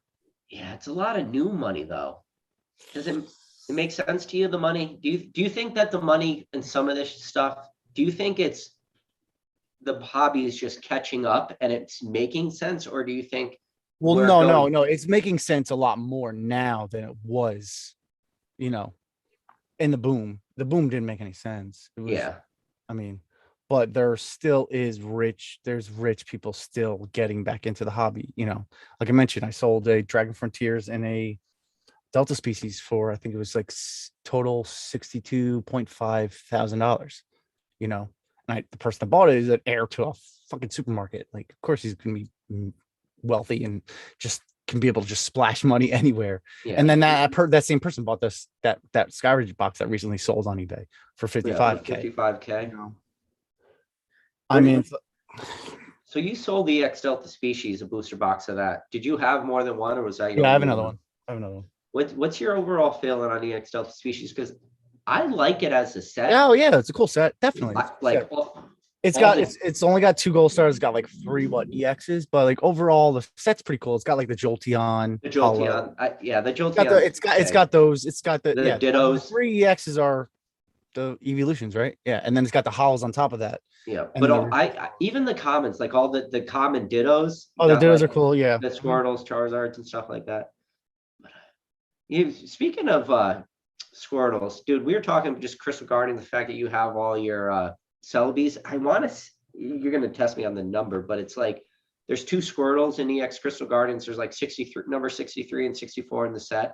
But the second Squirtle in EX Crystal Guardians, I think it's like number 64. Like, I love that Squirtle artwork. I think it's number 64, Crystal Guardians, the Squirtle. You could look up the photo. It's like one of my more favorite Squirtle artworks. And that's really testing me, trying to pull out numbers from. I have the 63 and a 10, but not the 64. I like the 64 better. And I mean, that set has a lot, like it has a bunch of like the good. It has the starters. It does. Yeah, but the Charmander, the Delta Species Charmander that's in there. There's like 2 Charmanders with the Delta Species, one with the lightning attack. Dude, I love that Charmander too. Same thing with. Yeah, I mean, like those sets. I mean, remember those sets came out like during a very low point in Pokemon, but like it's really about figuring out what the next thing that's gonna boom. Really. All right, so here's the question: what's the next thing that's gonna boom, Ryan? People ask me all the time, and I would love to be able to give you an answer, and it's just like, because like what? Call of Legends boomed stupidly crazy. Yeah. What's that box worth? Like 8,000-9,000? I don't follow Call of Legends because it's too far. I think it's too I used to far. buy I used to buy blisters for $10. Yeah. I bought it from Portugal. Crazy where you find shit. Were they Sometimes. English blisters or Yeah, were they yeah. I bought they single weren't- pack and 3-pack. So it was 2 Call Legends and Supreme Victors. Oh, I wow. bought cases, tons of cases. But yeah, like Call Legends already boomed. Like all the platinums already boomed. The Heart Golds have boomed. Mhm. Diamond and Pearls boomed for the most Diamond Pearl's part. silly right now. What I mean, like Mysterious Treasures and shit right now from Diamond Pearl, like all those boxes don't really. I make mean, sense. it's Secret Wonders. It's Majestic Dawn that you know. I like the Secret Wonders Charizard though. Like no one likes it. Oh I my like god! it. Of course you like the Charizard, right? Yeah. No, stop it. I don't like Well, Charizard, no, but I like see, that. with that People said, sleep on that's the that. introduction to the reverse, like shining, the shinies, the reverse Yeah. shinies. Yeah. Those are cool. I like those. Those are really hard to grade into 10. I graded a couple, I think. You did? Yeah, I graded a Ponyta, I know for a fact, but that was Platinum Arceus, I believe. Yeah. I think I sold it for $400 in a PSA 10, and it was like pop 2 at the time. Not Platinum Market is probably one of the few sets I don't know much about. Yeah, I don't know why that set's so expensive. I know boxes were selling for like 9,000 at one point. That's stupid. That's dumb. Stupid. But all right, I want to segue because I messaged you a little while ago, or I would say yesterday, the day before, sent you an eBay auction. So we wanted to talk a little bit about like the eBay, how it's now 750. If cards raw goes over 750, they're going to send it to CGC for like the third party verification. I sent you an eBay auction, and I told you it put my mind in a freaking pretzel, man. Yeah, no. I mean, Let everyone out there know what the auction I sent you. it was for the Crystal Charizard. I believe it was a reverse, right? It says No, it's it was a straight up hollow. It was for the hollow. but see, it looks like a reverse. Oh, To me, it looks like a reverse. Yeah. Well, like it's not available anymore. So it must have been fake. It was fake. 100% fake. Yeah, I mean, So it seemed fake, but like tell that them service. the seller though. That's why it put my mind in a I pretzel. mean, the seller had like a tens of thousands feedback. it I was think. 1,200 feedback. He started his account in 2000. Well, he was selling car parts, and it was like the first time he ever saw Pokemon. So Yeah. But And then so this account or this auction that me and Ryan are talking about to everybody out there listening, it was Charizard Hollow raw from Skyridge, like Superman. The auction it was looked up perfect. to Yeah, it like looked well really over $600 at this point, and the card was fake, and it had a Had to be. shitload of bidding action on it. The seller had 1,200 feedback. His account was created in 2012. I messaged Ryan on Instagram. I'm like, dude, this is putting my mind in a pretzel. I'm like, this card's fake, right? And then Ryan's like, dude, it's fake. Yeah, I mean, you got to be careful. I mean, maybe like that new service that eBay's offering is going to help mitigate that kind of stuff, but I still don't understand the whole process and how it's going to work, and I don't trust CGC. I've never graded with them. I'll never grade with them. Luckily, you don't watch my channel, but I'm not a fan of CGC, man. Yeah, no, I'm good with that. Tina Marie, MetaZoo is a scam. Do not buy it. I don't care if it's in Walmart now. Thank you. It's still a scam. Those cards are produced by a manufacturer that's on Alibaba. So you could probably contact that same manufacturer on Alibaba and get cards printed with the same hollow pattern that MetaZoo is. It's a scam, 100%. I could be wrong. I mean, No, you're they not have wrong. recently You're got they actually have right on that. recently they have recently gotten product into Walmart, whatever. I don't know. But they got a little bit of product in, Ryan. It's the illusion of product. It's so little bit that I saw a photo of somebody went out and bought like a Walgreens, bought out a whole display. Like that's not how you get that product in the hands of normal people going out with one person buying out a store. I don't know. The guy shipped boxes and boxes of free shit to tons of YouTubers so they could hype it up for his first edition Kickstarter. I think Nick got 4 of them bitches. Yeah, come on. And then you don't think he can't just print more? It's from Alibaba. The manufacturers from Alibaba, they can't just print more of the first edition Kickstarter. Only 200 were printed. Yeah, bullshit. 2,500. Come on. Dude, I'm totally against MetaZoo. So you're talking to the right guy. It's a scam. It's like a weird Ponzi scheme that's built like a Ponzi scheme that they say it's a Ponzi scheme. It's a meme stock. It's a fucking meme stock. It's just like it's a meme stock. People buy MetaZoo to keep it sealed, and hopefully somebody buys it for more than they paid. That's it. They don't buy it because, like Pokemon, you were even saying you love a lot of the stuff you own, right? Yeah, I mean, yeah, no, Like, that's and people that are doing Brock's breaks or whatever it's to make money. have a financial investment in it. Has a financial interest in it. Yeah. If you want my opinion on something, I will give you the God honest truth, regardless of any financial interest I have. Like, I'll tell you straight up. And my advice to you will never be hindered based on anything like that. Because, like, I just feel like a lot of people, it's all about clout. It's all about this. It's all about making money. People have a financial interest in most things that they're giving you advice about, which is really pathetic, honestly. Nick said Hidden Fates is a good buy right now. He's probably not wrong, but the fact that I was able just to get it from my distributor kind of worries me still on Hidden Fates. There's I was able to buy a case of ETBs from my distributor recently. I would say Hidden Fates, if I was going to make a play at it, if obviously I already have Hidden Fates. And this is the thing I say all the time. How many people are watching this video right now? We got 70 plus people watching it. Out of that 70 plus people, every single one of them owns Hidden Fates. Everyone. And they own it sealed. I could see it being a sealed product play, but Hidden Fates singles, man, like they would scare the shit out of me. I wouldn't want to touch them. For me personally, it's always I always look at everything with like the sealed product mindset. I don't ever look at singles because singles, no matter what, you know. And there's just so much of that Hidden Fate stuff out there, though. There is. It's surprising, and it's the fact that my distributor had some again. Like, where'd they get that? You know, What did they they couldn't have ETBs or tins or they had ETBs. Shoot, let me see. what were the prices they were asking? Hold on. Do you think that what they had was just back supply, or do you think it was an actual like? I don't. I mean, it was. You had a limit one ETB. I mean, one case per. Okay.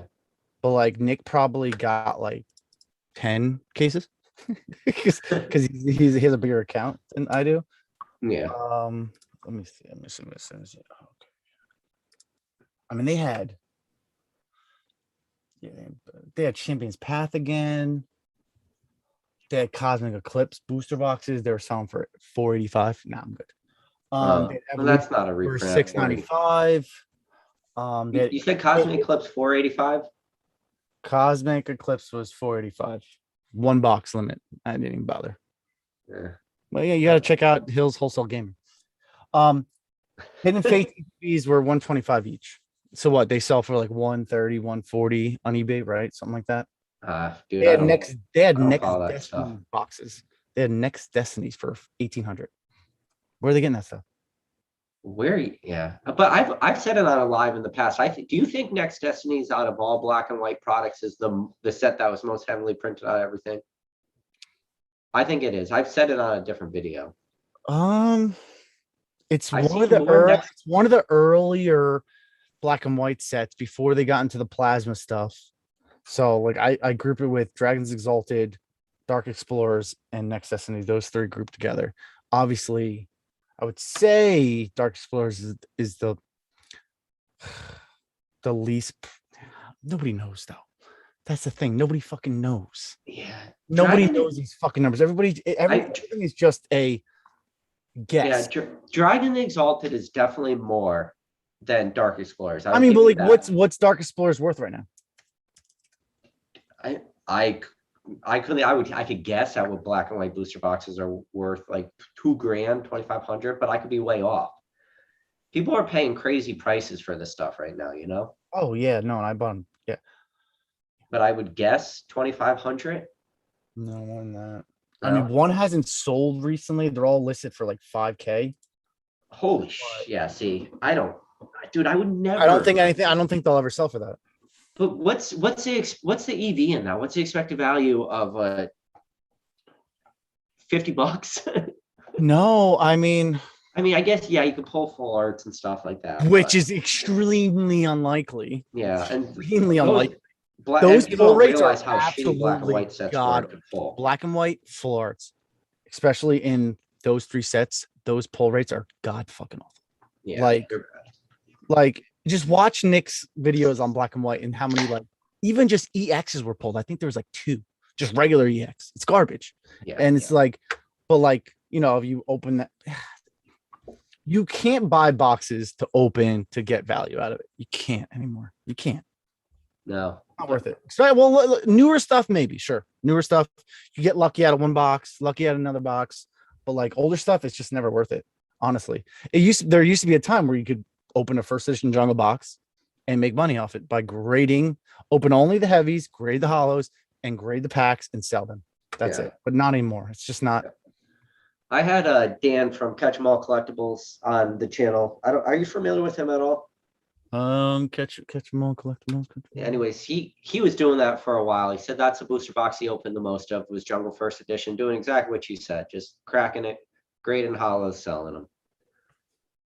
I mean, yeah, I mean, there was a time where I did buy some packs, loose packs, that I then weighed and opened packs and graded the hollows, and it was worth it some of the times. But like, so we talked about this a little bit, and we talked about this, I guess, in private on Instagram, but I'm a strong believer, and you were just saying about weighing packs, but I'm a strong believer in you cannot weigh blisters. And if you can weigh blisters, like there's no way you can be consistent, but you're saying you can.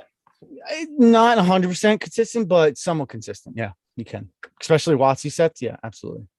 Even like later, really though, because, and this is, just hear me out. So the reason I say this, I haven't done it myself, like went that extra mile and tried to weigh out a bunch of blisters.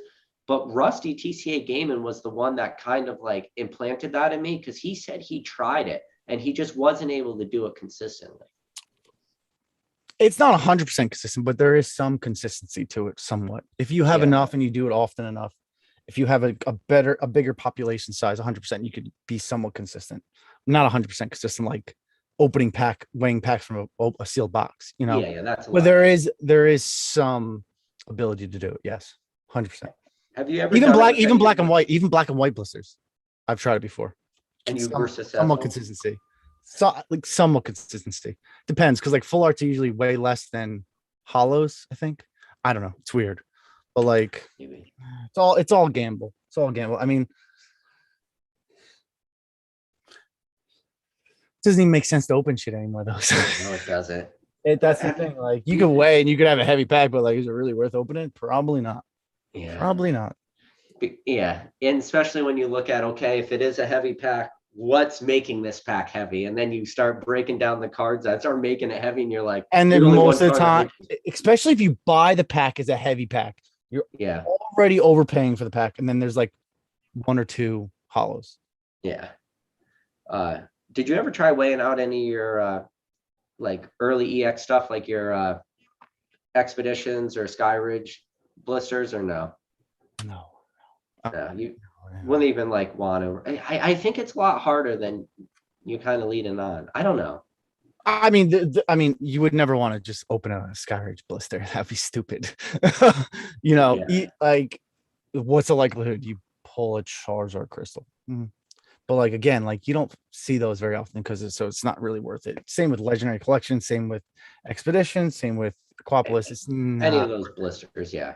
Or even like the Neo Genesis, like the 2-pack blisters. You have a couple of those, right? Yes, yeah. Yeah, like, I don't think you could weigh those. I would have no idea. I mean, that's thick plastic on those. Those are like the clamshell ones. Yeah. I mean, plus it's 2-pack. There's no way. You would have to have a huge population to actually have any idea. And most of the time, people only have like one or two of those. Yeah. I think the ones that are like the ones that interest me the most are like some of the 3-packs that have like the 3-packs with the gold stars, and you'll have like a Holland Phantoms pack, Power Keepers, and I used to have a bunch of those. I've sold them all. Yeah, those I would say would be impossible to weigh stuff like that too. 3-packs. Yeah, no, anything that's more than 1 pack you can't weigh. No, there's no way. There's no way. No way. You seen any good questions in the chat? Sorry guys, I haven't really been watching the chat. I don't know about you, Ryan, but I've been really enjoying this conversation. Oh, me too. I've been trying to look at the chat once in a while, but yeah. And so for anybody out there who, like I said, I think most people out there are familiar with who you are, Ryan, and you know, like your backstory and everything. But for those who are not, like the reason why I wanted Ryan on this channel and the reason I messaged him on Instagram to get him on in the first place, I said to him, I said, Ryan, you are the most real person. You are just a straight shooter. Like you don't sugarcoat stuff. You don't lie. You Nope. just tell people. I have no invested interest in getting people to buy certain stuff, except for just trying to honestly, genuinely help them. So I wanted to get you on to get your opinion. So, all right, I went to the Leonhardt Pop Shop. I had a great time. I had a lot of fun. Scam. Listen, I had a lot of fun. I'm sure you had a good time. Did you know a lot of people that were there? Yeah, I knew a lot. Did you get a pack? Yes. So how much you pay for a pack? $175. How much for a plane ticket? $325. How much for the hotel room? $207. And what packs you get? Base set, blister, pull the Mewtwo. It wasn't about the pack, Ryan. But that's what it was advertised as. He was doing such an amazing thing for the community, offering free packs packs for $3.99. But then the title of his live was free packs. But realistically, you had to pay $200 for a fucking VIP ticket to even get a pack. Yeah, and so it's with like you got packs on my left with VIP ticket was like $230.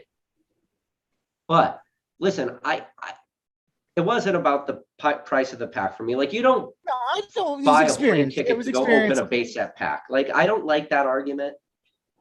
So I think the people that didn't have fun there were just the people that didn't pay for the premium ticket.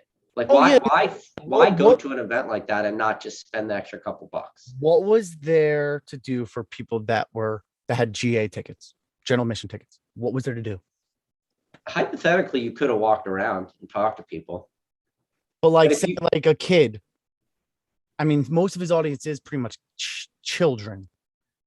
They're not older people. No, you're right. They're children. So like, I know I've seen videos where a dad brought his kid and it was literally the worst experience ever.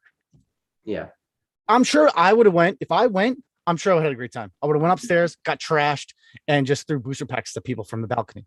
Dude, we got trashed end of the night at 12:30 a.m. in the hotel room lobby. Open up vintage base set pack, pulled the Charizard.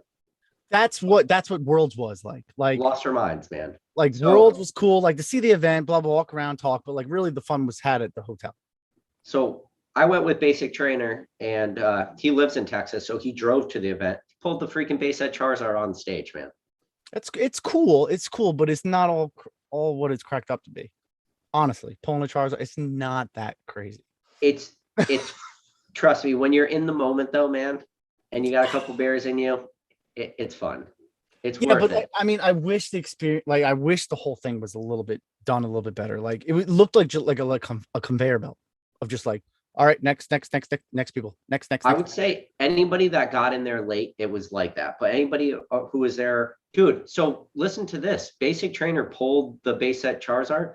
Rusty like chased him off the stage, tracked him down, and Rusty paid his grading fee for PSA for him to have it graded. Sent it express too. Rusty's my idol. He's probably the most genuine, honest person, and probably one of the best people for the hobby. Yeah, hands down. No questions asked. I'm a fanboy of Rusty's, man. One of the best people for the hobby. I love him. He's amazing. He's given us so much information about various things like FPO cards, match print cards. If nobody has any idea, go to E4 and search those terms. But yeah, he's an amazing person.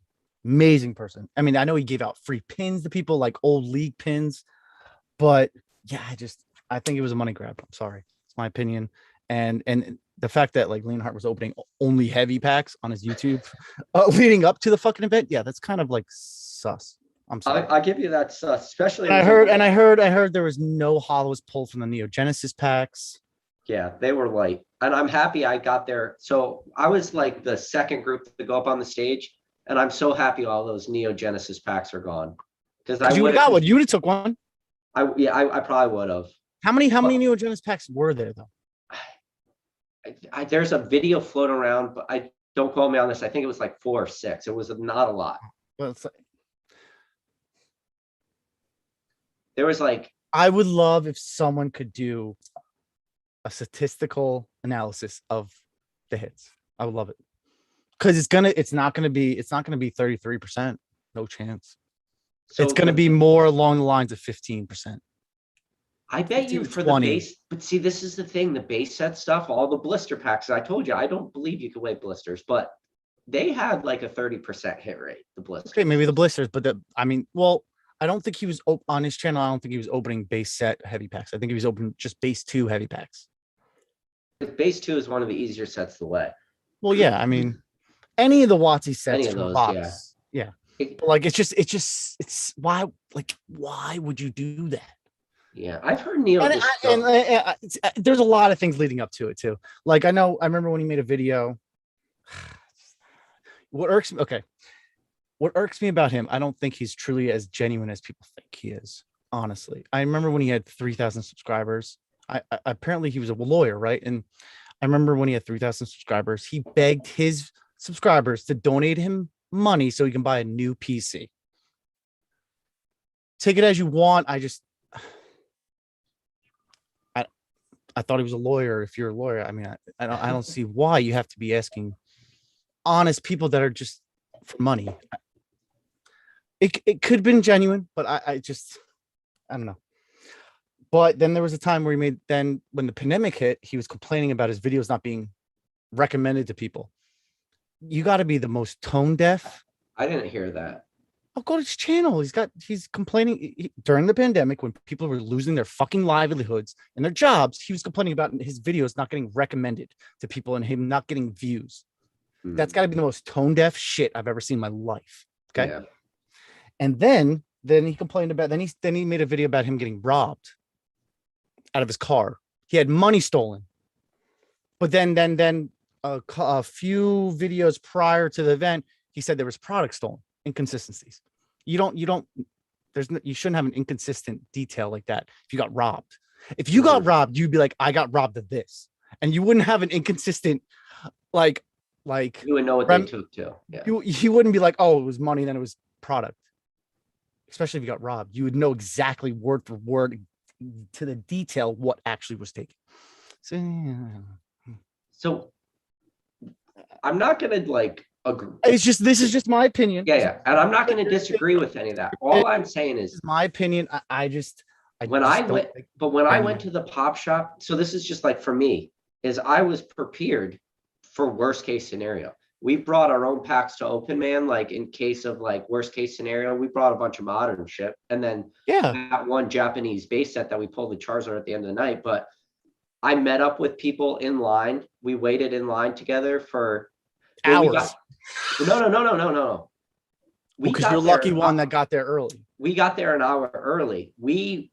So once the doors officially line for less than 10 minutes.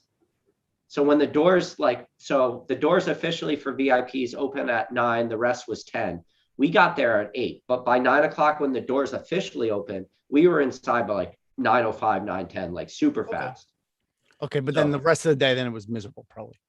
No, the rest of the day was. I heard people are waiting in line for like 3-4 hours. But that wasn't me, so I can't. No, I'm just saying, that wasn't you. I'm just saying the rest of the day because you got in early and you knew where to go to wait in line for the pack.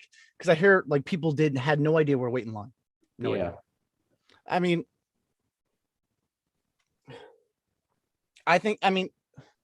if someone experienced with hosting an event could have made a few changes that probably would have made a big difference. Like online registration, getting a time where you have to show up instead of people just waiting in line. Yeah. That's easy. I feel like that's where like most events do things. Like you get an online, like think about like Disneyland, you get a time and place to go back to your like fast pass, right? Yeah. I think that would have made things much, much better for people. So they didn't have to just stand in line the whole time. Because I heard a lot of people are standing in line for everything. You think you would have got shit for that, for making a fast pass because you got to pay extra for that? Because that's kind of no. I wouldn't say you have to pay extra, but you have to, when you get there, you register for your time to get your pass. Oh, okay. So then you could just walk around. You can enjoy the event, not just stand in line the whole time. Yeah. Because you're like, at 10:50, I got to. Okay, so I got there at 11. You got there at 9. Obviously, your time's gonna be sooner than mine. Yep. But like, I still have a time where I can be like, okay, I have to show up to this spot at this time. So I can go enjoy the event. Walk around the event. Walk around, hang out with people, not wait in line the whole time. I could understand. That would be a great way. But again, it was the first time he's ever hosting it. I don't know. So this is what I was thinking, like the only way you could do it, and this is what people are gonna hate because I think he tried to make it like cheap for everybody, right? Like, and it was a lot, but when you think about like opening up a base set pack, and even if you got the lower Well, tier guess what? You were pack, lucky to get that base set pack. Most people got left with base 2, which is literally the worst set. worst. And I talked about this on my live. I was like, if I get base set 2, it's like fuck, Like what are you gonna pull with base set 2? I mean, the Yeah, Charizard. I mean, the Charizard is harder to grade than the regular base set, right? Isn't yeah, it? I think there's like 2,400 or something of them graded in 10. Yeah, But- there was 2 food trucks, 1 food truck only. There was no vegetarian option. Even though, like, I'm like, But like, I just was having like, Ryan, I was here. I was on a liquid diet the whole time, man. I did fine. I'm just saying though, you got to have food options for every type of person. Yeah, Even though, like you just have to, like, you have to, like. yeah, I've never been to an event where people didn't have a vegetarian option or like a food, like because of food allergies and stuff like that. It was an 8-hour event, and you couldn't leave and come back. yeah. Could not leave to come back. One's Yeah. if someone's diabetic. So- You know what I mean? Like one's like it's just those little tiny small details of like just. I mean, if it was literally, and I heard of the location was like it was like a couple, like a block, like 10 seconds away from like the best restaurant. The best pizza was across the street in the area. Best pizza in town was across the street, and you couldn't leave and come back. Yeah. Come on. I can It's understand like an that. amusement park where they try to keep you in so they get all your money. It's like worlds you were able to leave and come back in. No problem. I think what it boiled down to was the event cost money. Like, I don't think he realized how much it was going to cost. He had a lot of events. You know how it is. You got the event, you got people, you got to pay, all that just overhead BS. He had camera crew, stuff like that. What it boiled down to was the tickets should have been a lot more money, and he should have sold a lot less. So you jack up the Yes. ticket prices. Yes.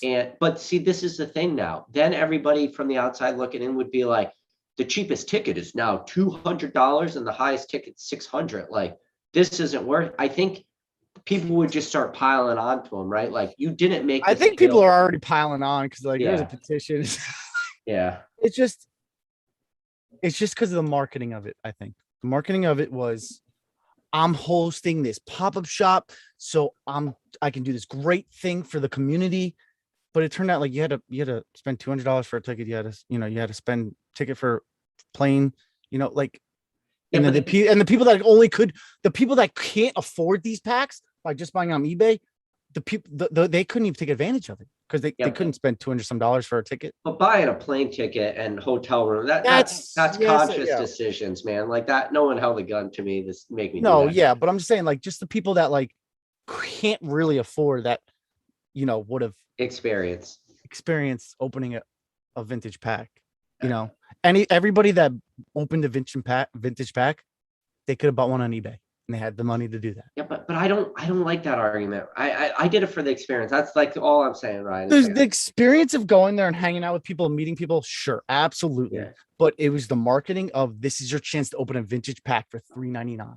Yeah. That's what it was marketed as. The whole marketing was bullshit. Then it was free packs, but they're free, but they're not really free. I don't like it's not honesty. It's not honesty. And the people that got GA tickets think it's shit. And there was nothing for them to do. Well, yeah, but this is the thing too, is I did so much research. I watched so many of his videos, like trying to figure out what the plan was, like for the event and stuff like that, what packs he had. Like we had our own Instagram group. We were going back and forth talking, like we already said it was like, dude, there's going to be a bunch of people going there who didn't watch as many videos as we did, trying to do as much research. Like they're going to buy a GA ticket and think they're getting a pack, even though he made it clear. No, he made it clear. He did. Only if you watched his video. Only if you bought a VIP ticket would you get the ability to buy a pack. But did you have to buy the pack? No, Or you just got it? You just got. I just walked in. They just handed it to you, but they made sure your name was there, and then they gave me a number. So I didn't buy it. I didn't pay like $3.99. It was just free. So then it wasn't $3.99. It was just free. Okay, changed. It was free. Yeah. Sure.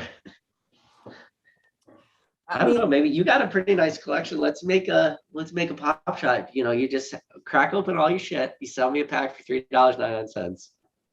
You'll be famous. He tried to make a Mr. Beast video. That's what he did. He tried to make a Mr. Beast video, He but did. instead of doing it for free, charged people. Charge people. I mean, because there's no way he was giving up 500K of his own money for the event. That $500,000 for his channel is a lot of money, man. I don't care how much money. It's a lot for anybody. I mean, I'm Yeah. just saying, like, that's the thing. Like, Yeah. It's the whole marketing of like making it seem like he's doing this great thing, but really he charged people money, and it was, you know, he probably made a decent amount of money. He got Elgato to sponsor it. Yeah. And I think there was a lot of areas that were like ignored, especially for the experience for like GA people, like, Yeah. you know, and I think a lot of people thought that the PSA grading there, I think they thought two things. One, that the PSA grading was free, which the PSA grading is never free, ever. So it was just on site. You can give it to. yeah, the people that were complaining about that, I kind of just like dismissed and laughed at, like, you guys don't know how this works. No, that's But stupid.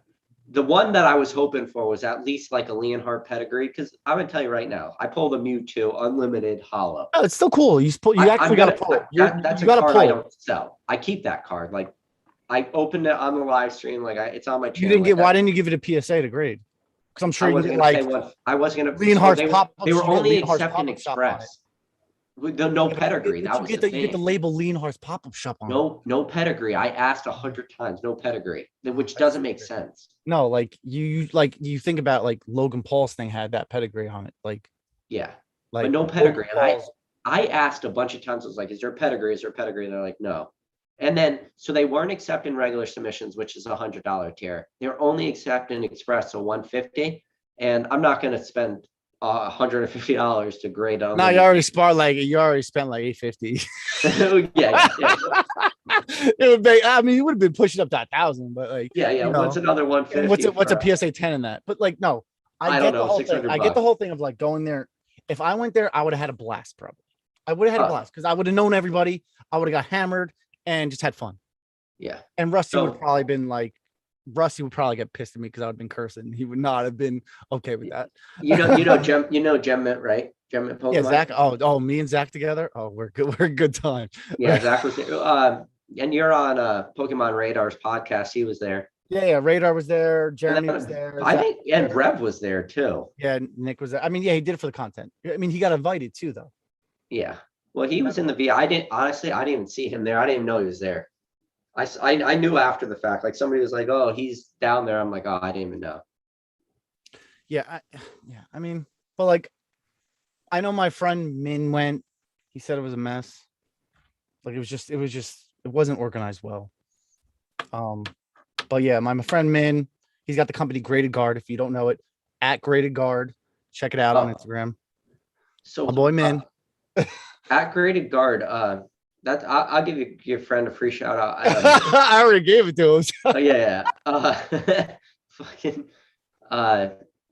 what's his Rusty just had like did his stuff on there for free too. Yeah. Tell him to send me some stuff. Tell him I'll give him a review. Okay, I'll try. Yeah. Tell him to send me some stuff. I mean, he's a good friend. So like the only reason I say that is because they actually kind of look cool. They're cool. They're really cool. They are cool. I don't like that there's nothing on the back side though. It kind of reminds me of like a cell phone case that doesn't have like a screen protector, you know? It does have a screen protector. On the front, but on the back it doesn't, right? I mean, you could put the card in any way you want, but I guess, you know, because some people put it in with the front being with the plastic or the back with the plastic. Okay. Wouldn't you want it to be a clamshell though, and just like bam, just kind of? You can give them your critiques. I mean, it's still just a unique case. That's nothing like. I know there's one other company that did it, but it's just like the rubber around the sides, and it's just like so flimsy. But he's your buddy though. Yeah, I mean, I met him through eBay, pretty much. Oh, okay. Because he shipped me a Latias Gold Star in a fucking envelope, and I was like, bro, don't ever fucking do that again. In an envelope? Was it in a top loader at least? Yeah, it was, but I'm just saying, don't ever do that again, bro. It was like it was like $170 card, but and then we just became friends after that. Yeah. And he's like one of the kids that like would search eBay like I do, and became competitive. What's your Gold Star collection look like? Just Selby. I don't have anything left besides Selby. You sold everything else? Anything I've ever bought raw graded, I've always sold, except for You- silver for most You, part. you collect anything raw besides the LB or no? I don't No, collect cards. just sealed product. Just sealed products. Yeah. I mean, like I have raw cards, All but right. there's So- nothing I collect. So I've always bought raw cards, graded and sold. That's how I built my capital for the most part.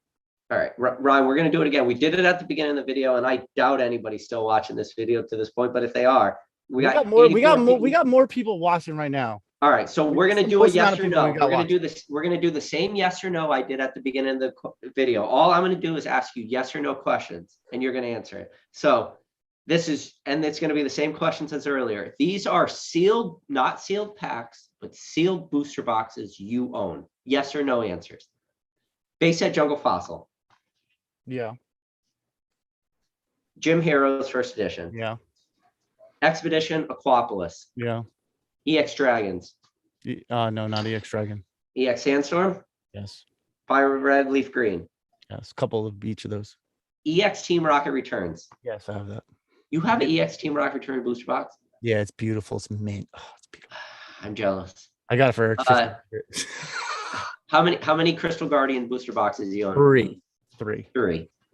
EX Drag or not EX Drag, EX Dragon Frontiers. Yeah, only one. Had 3. Only one. Add 3, you have 1. Diamond and Pearl base set.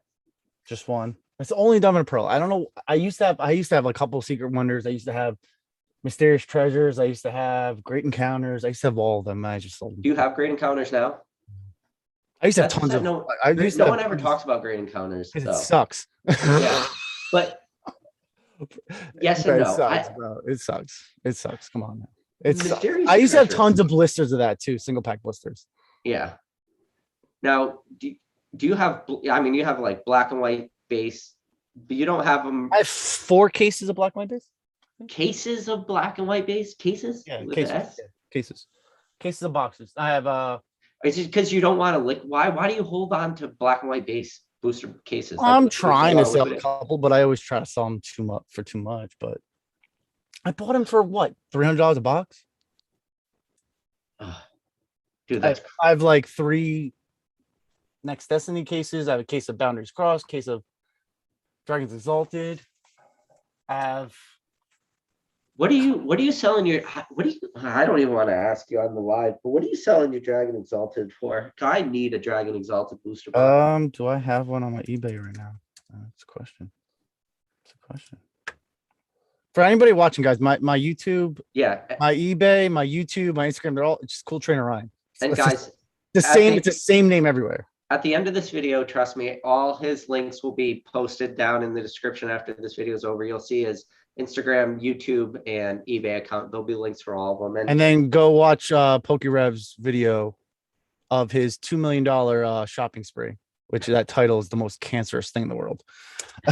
Yeah, I can't. It's clickbaity. I can't handle him. We wouldn't be friends if I didn't meet him before YouTube. and you said you still have an EX Delta Species booster box left, right? Yeah, I'm not selling that though. And you have Holland Phantoms? No Holland Phantoms. You had one or you sold one? I had one. I sold one. I was gonna buy one recently, but All right. So I don't want to blow up your buddy's spot, but PokeRev just recently opened up a Hidden Legends booster box, selling packs at like $275 a piece. That's a lot of money for a pack. I mean, what's 275? Like it's got to be like Okay. over $9,000 for a booster box of Hidden Legends. It was Hidden Legends, right? Yeah. Hold Or on. not? Yeah, Hidden Legends. No, it wasn't Hidden Legends. I think it was Legend Maker. Oh no, I think it was. I think it was Hidden Legends, man. Oh, hold on. Let me see. It was crap. Let me see. Hold on. Legend Maker would make sense. Let me see. Where's that? All right. Oh, it was so- Legend Maker. It was Legend Maker. 3 weeks Oh, it ago, it was? was Legend Maker. That makes Yeah. sense. Oh no, Hidden Legend. Oh, he did a Hidden Legend. Hidden Legend 275 a booster pack or a pack. I mean, That's a fucking again- lot of money. That's a lot. That's a lot. It probably is, yeah, definitely. Dude, that's like a but again- $5,000 profit. But again, I mean, no, he probably bought it for more than that, honestly. I thought he bought it from you, Ryan. No. No, Hidden Legends? No, not Hidden Legends. no. No, What do you? I no. mean, We what's a bought. hidden legend? I don't. Yeah, no. Usually, any boxes he opens, he doesn't. Nothing's from his collection. Nothing's Yeah, from his. everything's just quick turn and burn. Well, I mean, again, you're paying for more than just the pack. You're paying for the experience of being open Sure. on his channel. I mean, Yeah, because he does offer a high quality entertainment. I'll give him that. Yeah. He His does. pack He does. opening experience. And Opening well, experience did and you stuff like hear that. like He does. did you hear what happened with like Unlisted Leaf? I know you said you haven't really been in the YouTube sphere lately, but Oh yeah, no, that like he's just an idiot for even deciding to do anything with StockX. 100%. No, you don't do anything with StockX. Don't. it was dumb from the start. Like, People make poor decisions. so Ryan, If he asked me, should I do that? I'd be like, you don't do anything No. with StockX. StockX has tried to get me to sell on the platform, and I just ignore them. It's like they used his personality, his following just to do it. But I'm glad he made a comeback and he's making videos again. Yeah. It was weird though. The way he came back to is like it never happened. It was pretty ballsy. But you know what? There's one or two ways to do it. You could do it the Leonhardt way, where you come out, you do the whole apology thing, the community post BS, or you just pretend like it never happened. Wait, And people forget about it. Leonhardt made an apology video? Yeah. See, I'm not subscribed to him, so and if I watch any videos, I automatically dislike them. That's right. You weren't subscribed to me either, for everybody out there listening until today. Yeah, I mean, I'm subscribed. See, if I watch YouTube videos, I'm watching Nuzlocke, I'm watching stuff like that. I don't watch any TCG related stuff because I live a YouTuber's TCG life. But it's crazy because the way you talk about it, the way you love to talk about it, like that's why you came on. Yeah, no, I do love talking about it, but like sometimes ignorance is bliss, honestly. Like, yeah. I mean, I really haven't bought anything in the past year and a half, maybe. I mean, besides modern product, I haven't bought anything like vintage because I think right now, I mean, for some people, it could be a good time to buy for certain things. But the past year and a half, 2 years. So here's a question for you, because you haven't been buying, but you've still been selling. How do you get over that hill where it's like, dude, if I sell this, I'm probably never going to get it back? Like, it's time to move on to the next stage of life, and I need a house. Yeah. Like the more I put down, the less my mortgage is going to be, and overall easier time it will be to just pay off the mortgage and stuff like that. So when you look at like your Aquapolis boxes, stuff like that, is that stuff you would get rid of? Aquapolis, probably not, because I think it's undervalued. Like I sold my Skyridge box. I sold my Skyridge box for $50K cash, which probably if I sold it during the peak of things, I probably could have got maybe a little bit more, but still I thought it was great. Yeah. I only paid $3,900 for it in 2017. Yeah. Wow. But like the thing is, like, no one ever thought things were gonna get to where they're at. So Skyridge boxes have this weird thing though, and you bought it 2017. Yeah. So I don't know I was watching Skyridge boxes then, and it was funny because Skyridge was one of the very few sets that every single sale sold for more than the last one. Did you notice that when you were shopping around? I mean, I got mine in August of 2017. Jim Brusso, if anybody knows, graded power on eBay. Jim Brusso sold like a bunch of boxes on Facebook for $3K. Missed out on those. And it was a Troll and Toad live, Facebook Live, that I bought mine on. Wow. But then the price did consistently keep going up. Yeah, that was one of the few sets that I remember watching, and this is like pre-2019 crazy hype, and it was every sale was just, it ticked. It just kept ticking. Like, that was it is the rarest, I guess, WotC set outside of first edition base. Right. Who knows how? Yeah. I mean, there's a lot of first edition base out there too.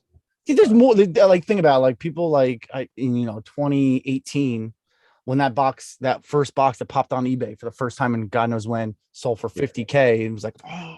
But now it's like Logan Paul owns 5 boxes. Like he's owned what, 8, 6, 7, 8 boxes.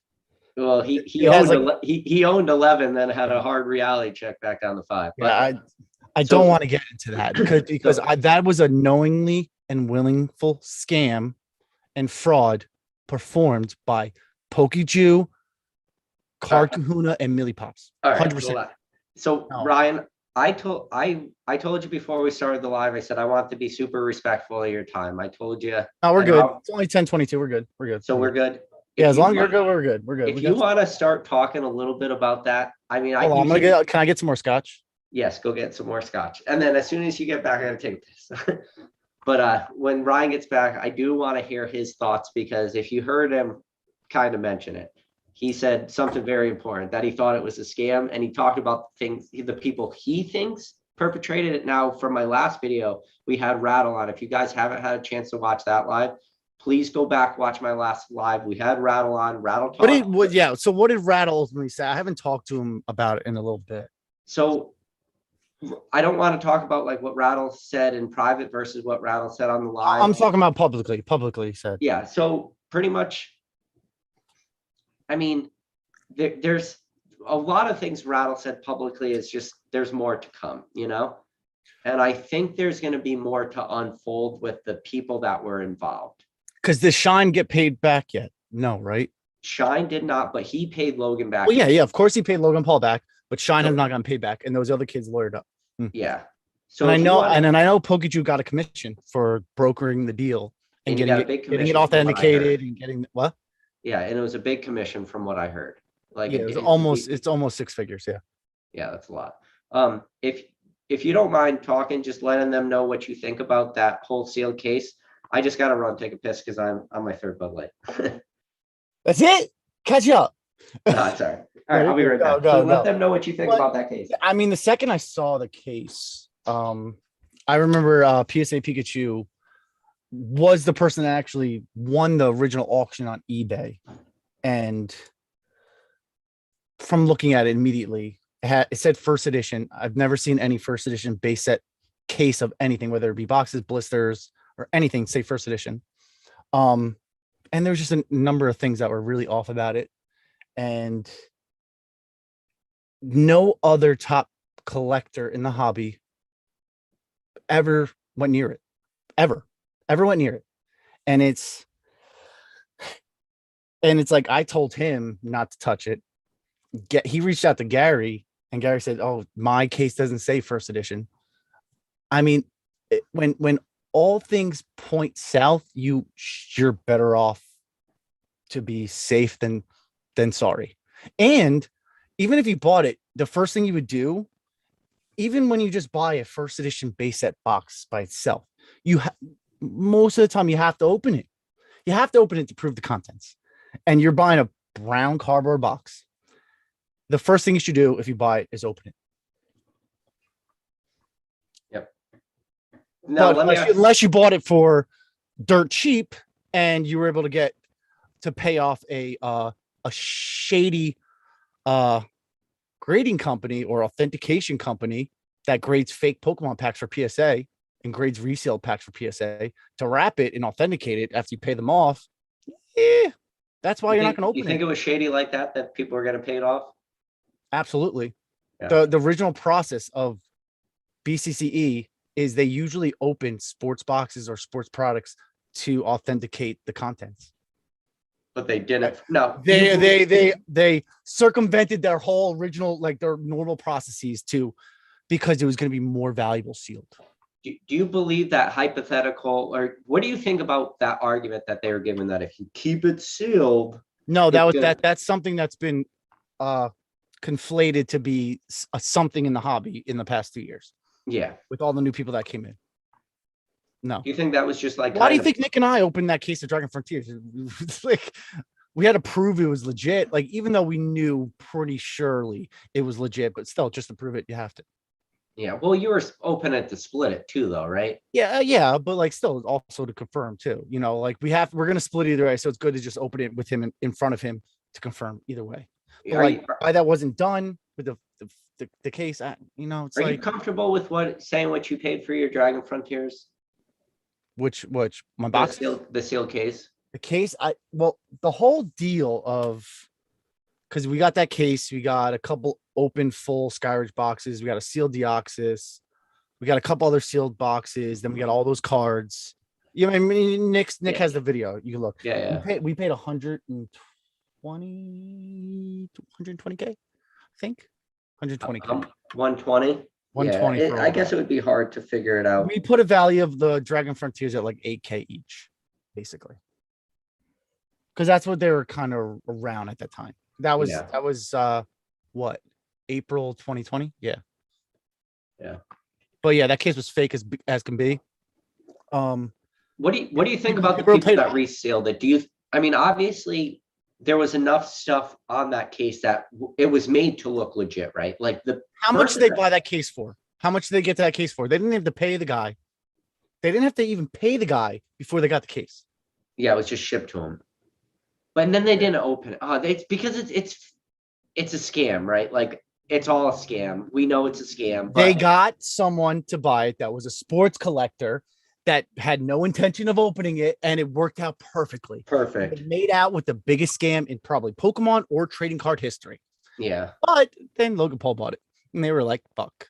But let me ask you the You question. could just look at first. Why would you do it though? So Ryan, why would you do it? Why play this super dangerous? And I get it. You could say it's for millions of dollars, but why play this game? Because you gotta know eventually you're gonna Why get do caught.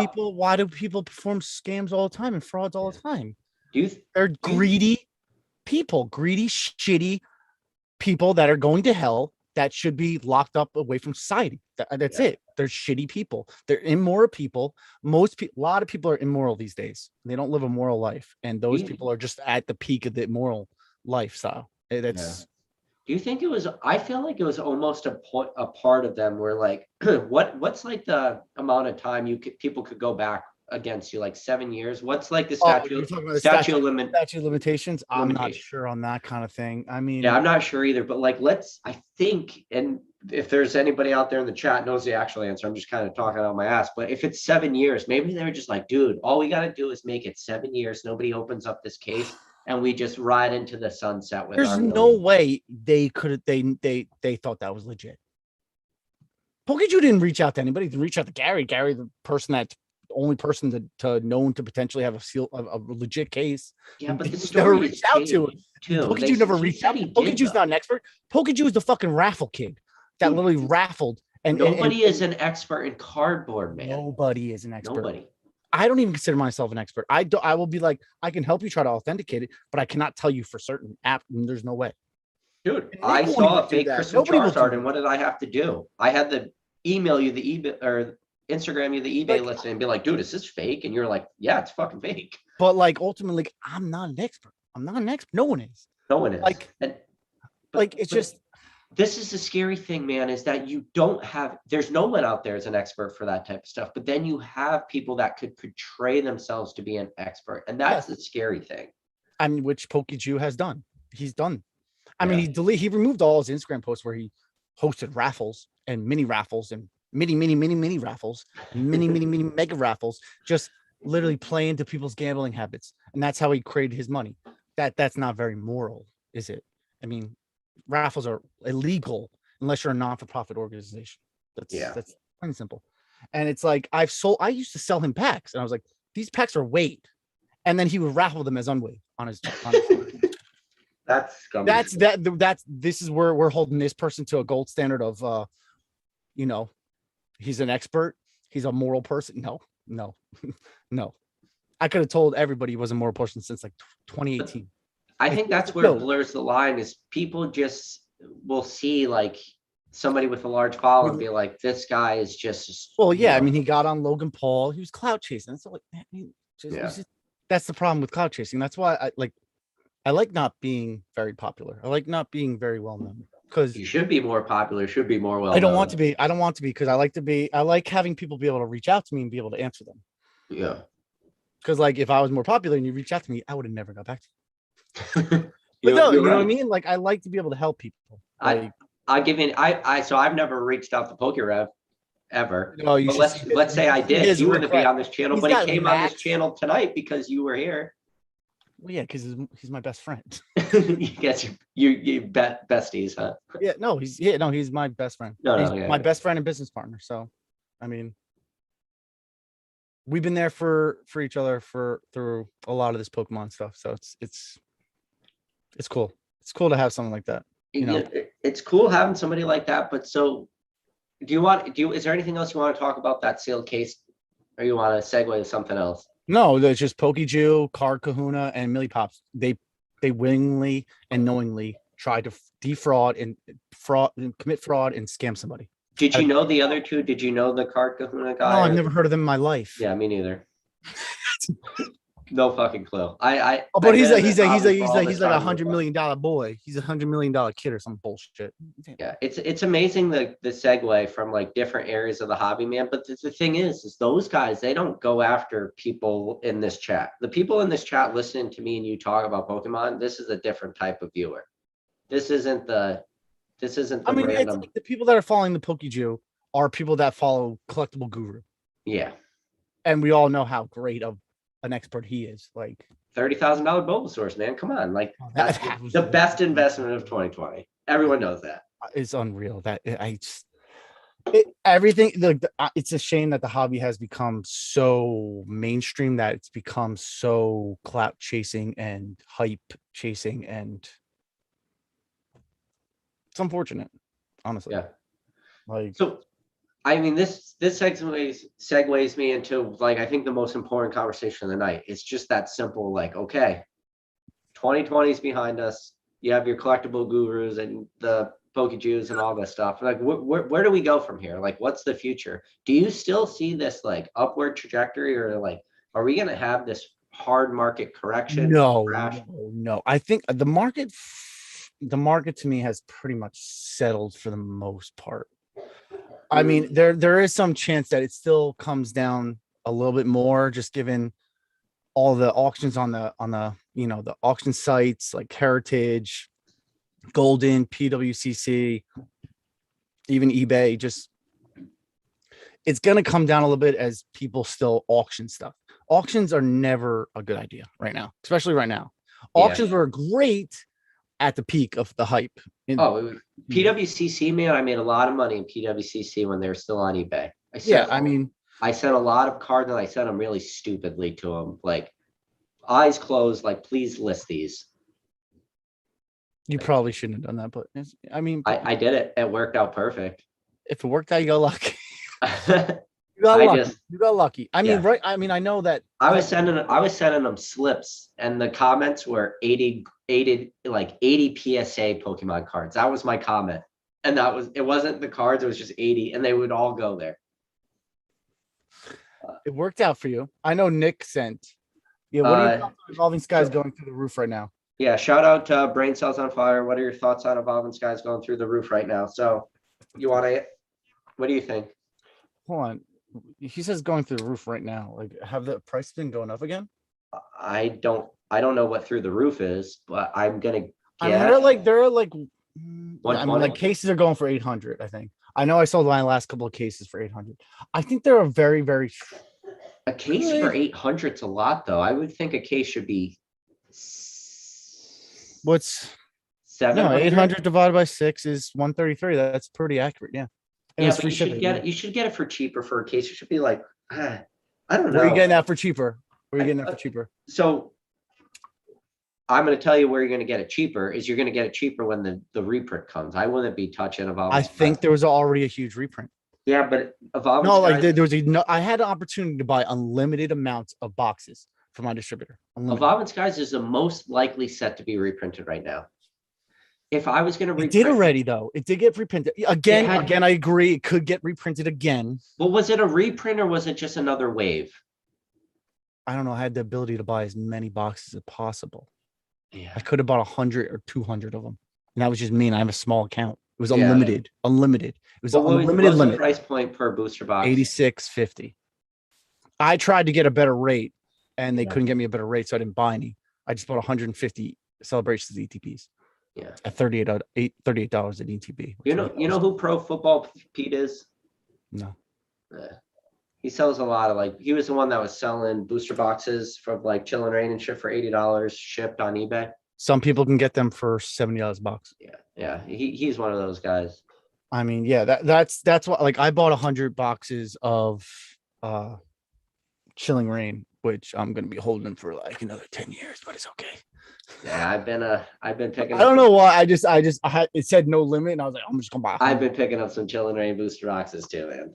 I don't own a lot of booster boxes, but I own a lot of Chillin' Reign. Chilling. I mean, Chilling And Reign I'm- than Battle so, Styles, and I still think it's a decent set. It's a pretty decent set. I mean, Evolving Skies is much better, but it's underrated. Because there is a lot of alternative. It's a sealed product play. absolutely, it's always got to be this- still product play.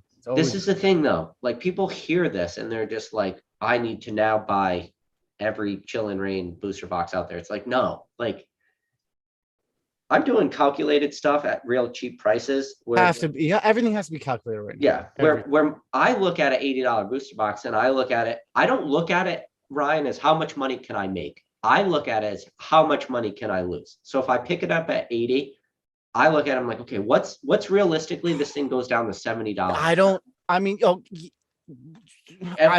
think what's my point of selling at 70? Zero. No. Yeah. But like, you have to be willing to sit on things right now. You have to be long-term, 5-10 years. You can't be short-term anymore. Like everybody had a good time, like scalping fucking the Walmart and Targets. Like, you should have been buying Pokemon to the moon. You should have been holding on to all of it. So like when people complain about scalpers, I love scalpers because I just bought from them and then I just hold it and I worked out. But you got to be willing to hold 5 to 10 years. You have to be. I mean, you got to be smart with what you buy, and you have to be. You have to have the capital to be able to just be like, okay, Well, that's even if like you bought it for 85 and it drops to 75, can't try to fire sell. It's not going to drop that low. There's going to be people that are selling things. There's no point to sell there. Like you do not buy Chillin' Reign booster boxes at 80, and if they drop to 75, like you're bankrupt. You're doing this. They're never going to drop below 70. I mean, that's what I think. Like they'll never drop below that. No. And this is not 2000. This is not 2000 like 18 Pokemon Modern. It's not like.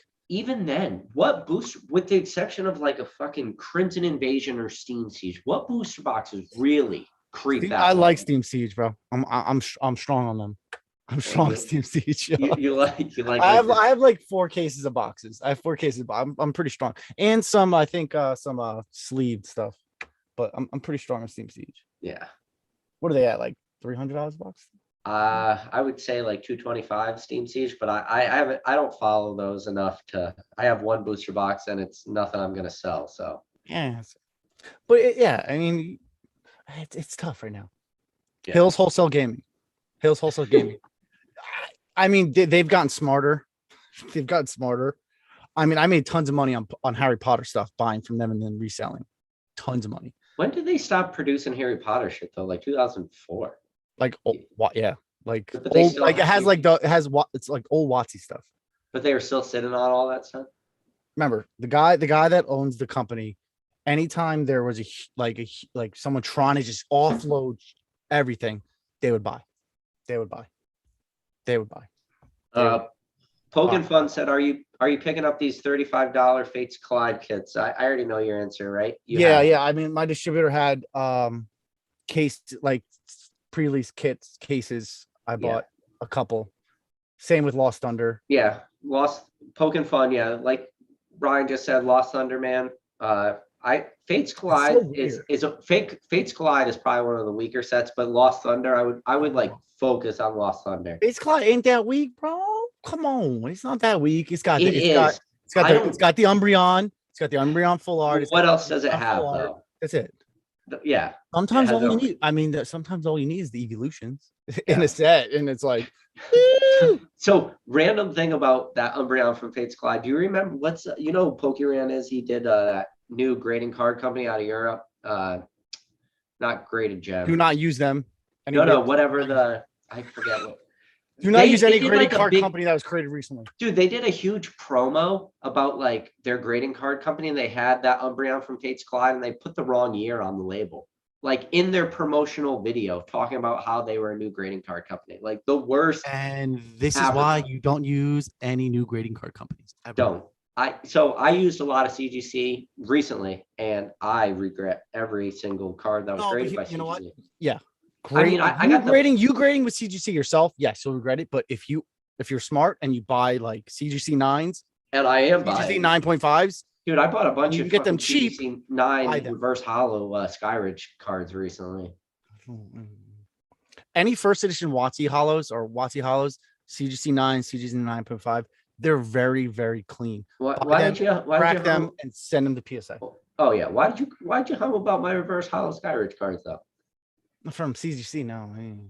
Well, to buy them already graded, not to grade them. Okay. No, I bought somebody graded them. My bad. Yeah. No. Like, yeah, you should think about once bulk opens up again to maybe crack and resend. What do you think a realistic price for PSA bulk in the future is?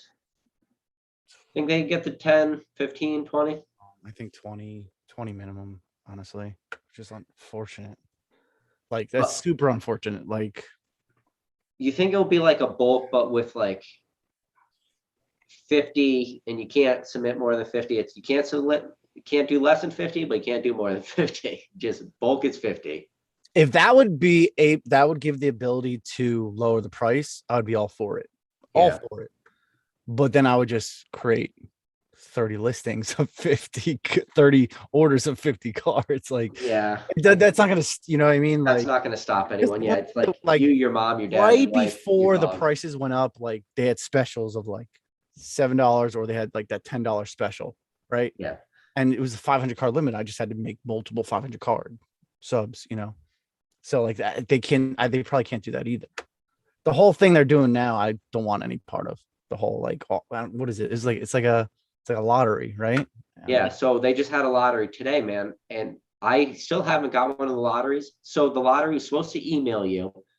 Never got an email. They were supposed to have the link on their Twitter, or not their Twitter, their Instagram. No link. I couldn't find it for the life of me. I was so mad. I think my friend got in on one of the ones in the past, and I think it was like 4 cards. I guess the secret is you just open up a bunch of different browsers, and then like one of those browsers you can do like incognito mode, shit like that, and then eventually one of them will. I just still don't even think it's worth it. What is it, $50 a card? There's a couple, dude. I got a couple like some. It depends what you have, yeah. Like Yeah, I have some- 80. I have 80 Shadows Gyarados I need to send. Yeah. And Did you get those out of theme decks, or you just had them? no, I bought them from somebody off eBay that definitely got them in an estate sale that person that had the estate probably stolen from the factory.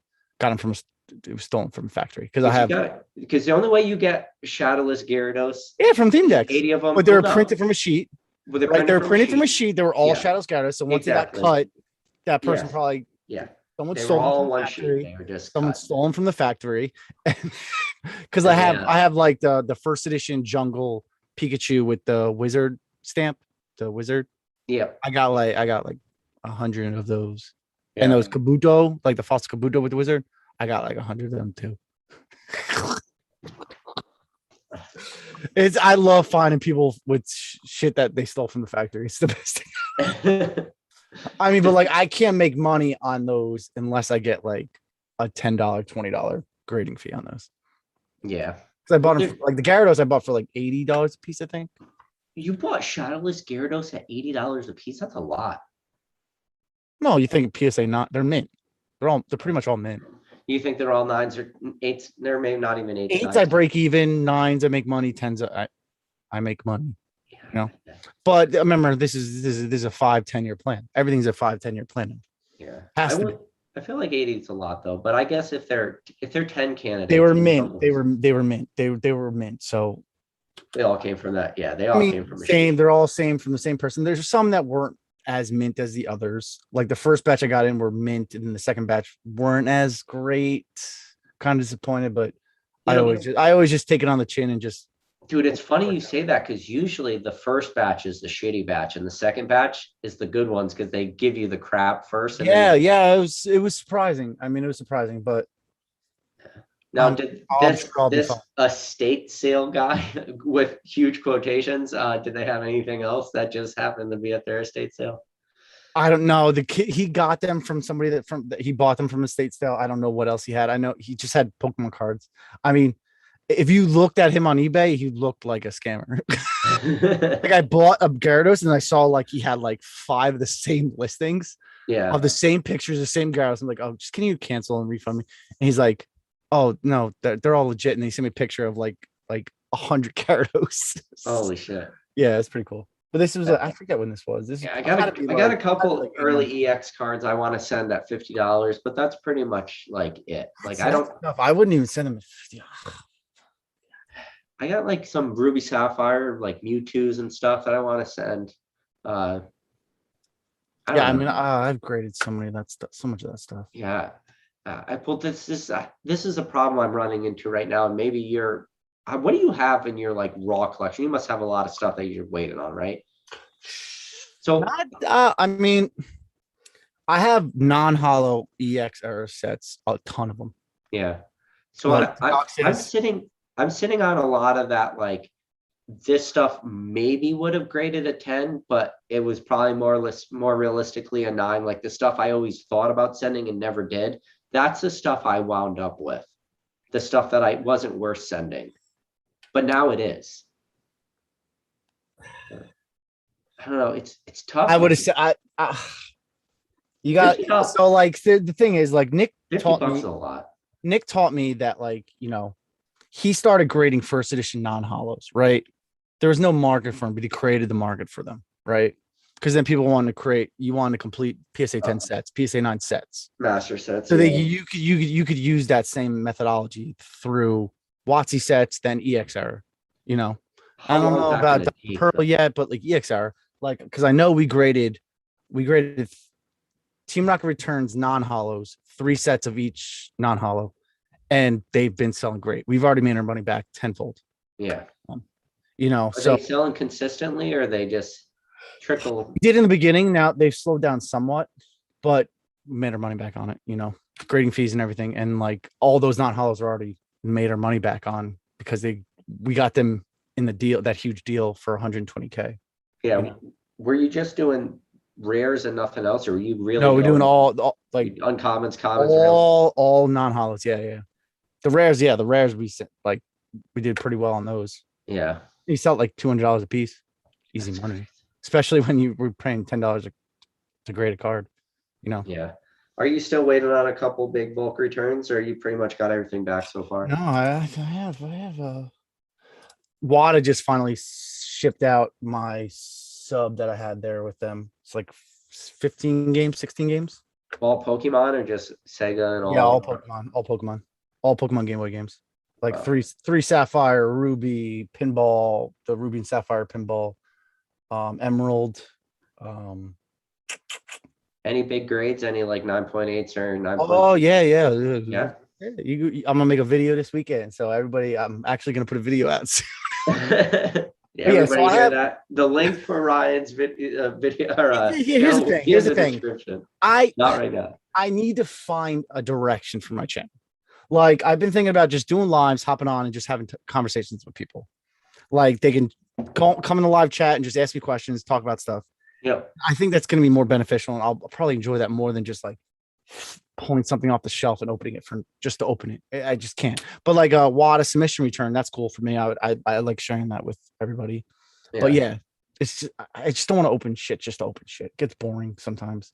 That's why I haven't done it recently. But yeah, so I have a 77 card sub. Right. Yeah. Let me hold on. So if anybody has questions right now for me or Cool Trainer Ryan, feel free to put it down in the chat right now. We'll answer it. And you wanna run this chat for like 10 more minutes? I don't know what you are on time, so. Oh yeah, poke and fun. Yeah, that box that first edition box he bought back in, I think it was 2016 from what's his name? Shoot. He's a known scammer, and then he's like showed back up on Instagram. What's his name? Shoot. Yeah. So like he bought that box for like 10,000, had to get his lawyer involved, got money back, pretty much all the money. But then the cards in the box were actually Spanish, and he was actually able to grade those because those cards actually became worth decent money. It was actually able to make more money than he lost, which is pretty crazy. Didn't he open up that like it looked like a legit Japanese Neo Gen box? have like a bunch of like. Yeah. Did you see He those had me cards in buy that person? for him. He had me buy that for him, and yeah, it turned out to be fake. Did you see those cards in person? No, You no, never. no. I This had the is- box in person, but I've never bought a Japanese Neo Gen. I just bought the box because he told me to buy it from the person. Because And those cards have that graphite layer in it, and that's you almost never see fake cards with that. yeah, I Graphite. don't. It's weird. Yeah, it's weird. I don't know. I Yeah, I But mean, you, because he didn't even notice it at first.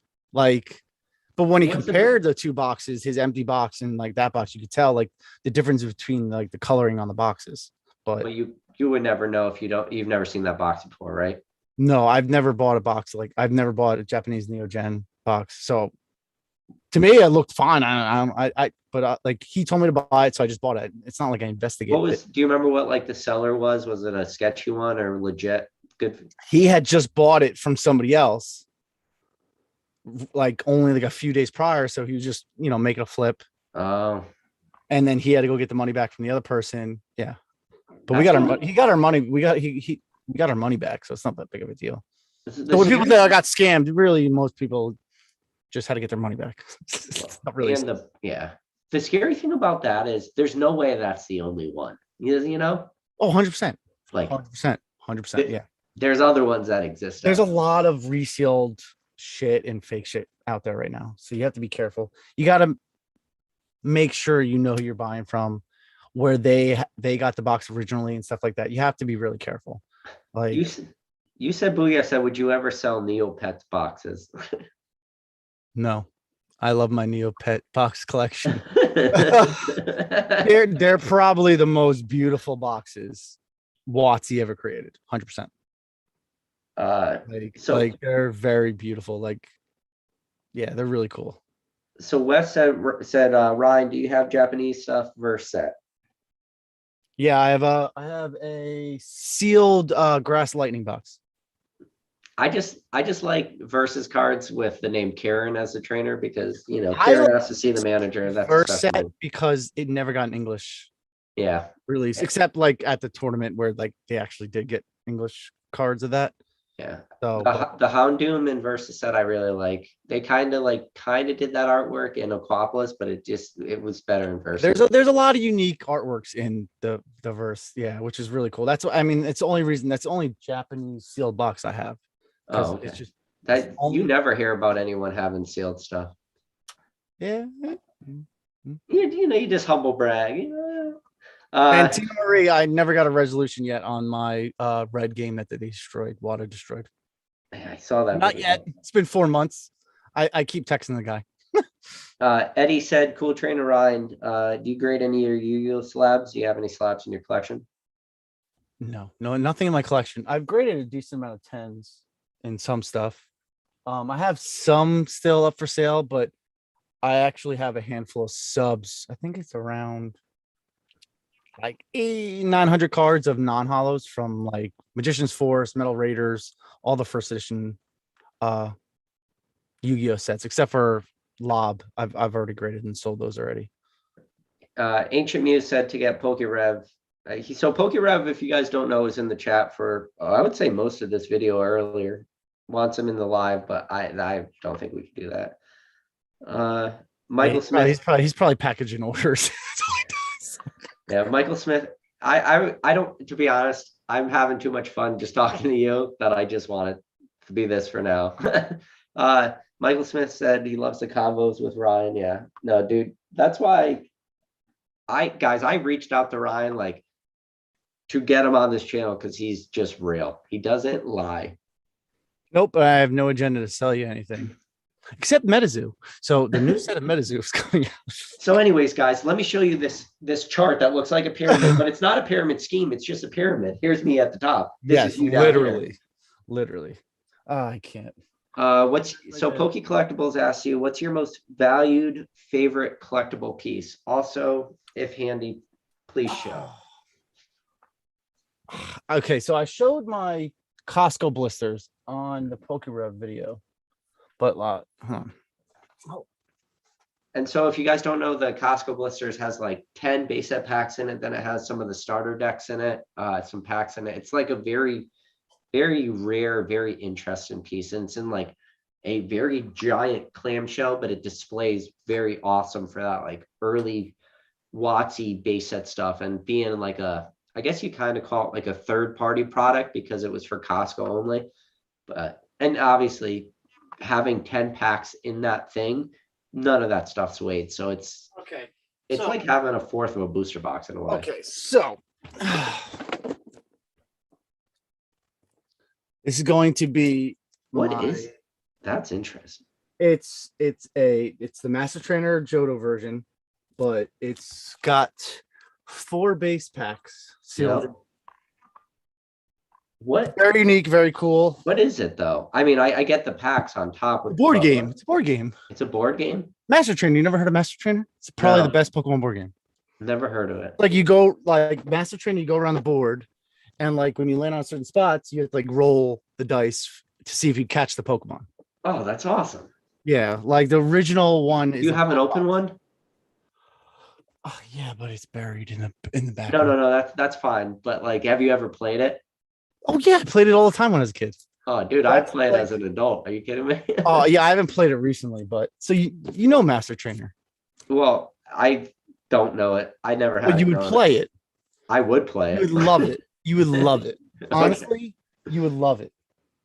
It's a lot of fun. The original is probably I've never played the Johto version, but the original I have an unopened original that I used to play with my best friend Justin when I was a kid Yeah, all the time. dude, that's awesome. It's like you have to catch enough Pokemon, and then you go to the Elite Four, and then you have to battle one of the Elite Four members. Like Gary's like the champion and stuff like that. It's pretty cool. That's Yeah, amazing. this is probably my Yeah. favorite board game piece of my Even collection. finding that sealed so impressive with the Bought four. it for $300. Dude, the blister packs alone are like 1,200. What of the base? Yeah, I'd say like. I mean the base set, the Costco one, I bought for like $550.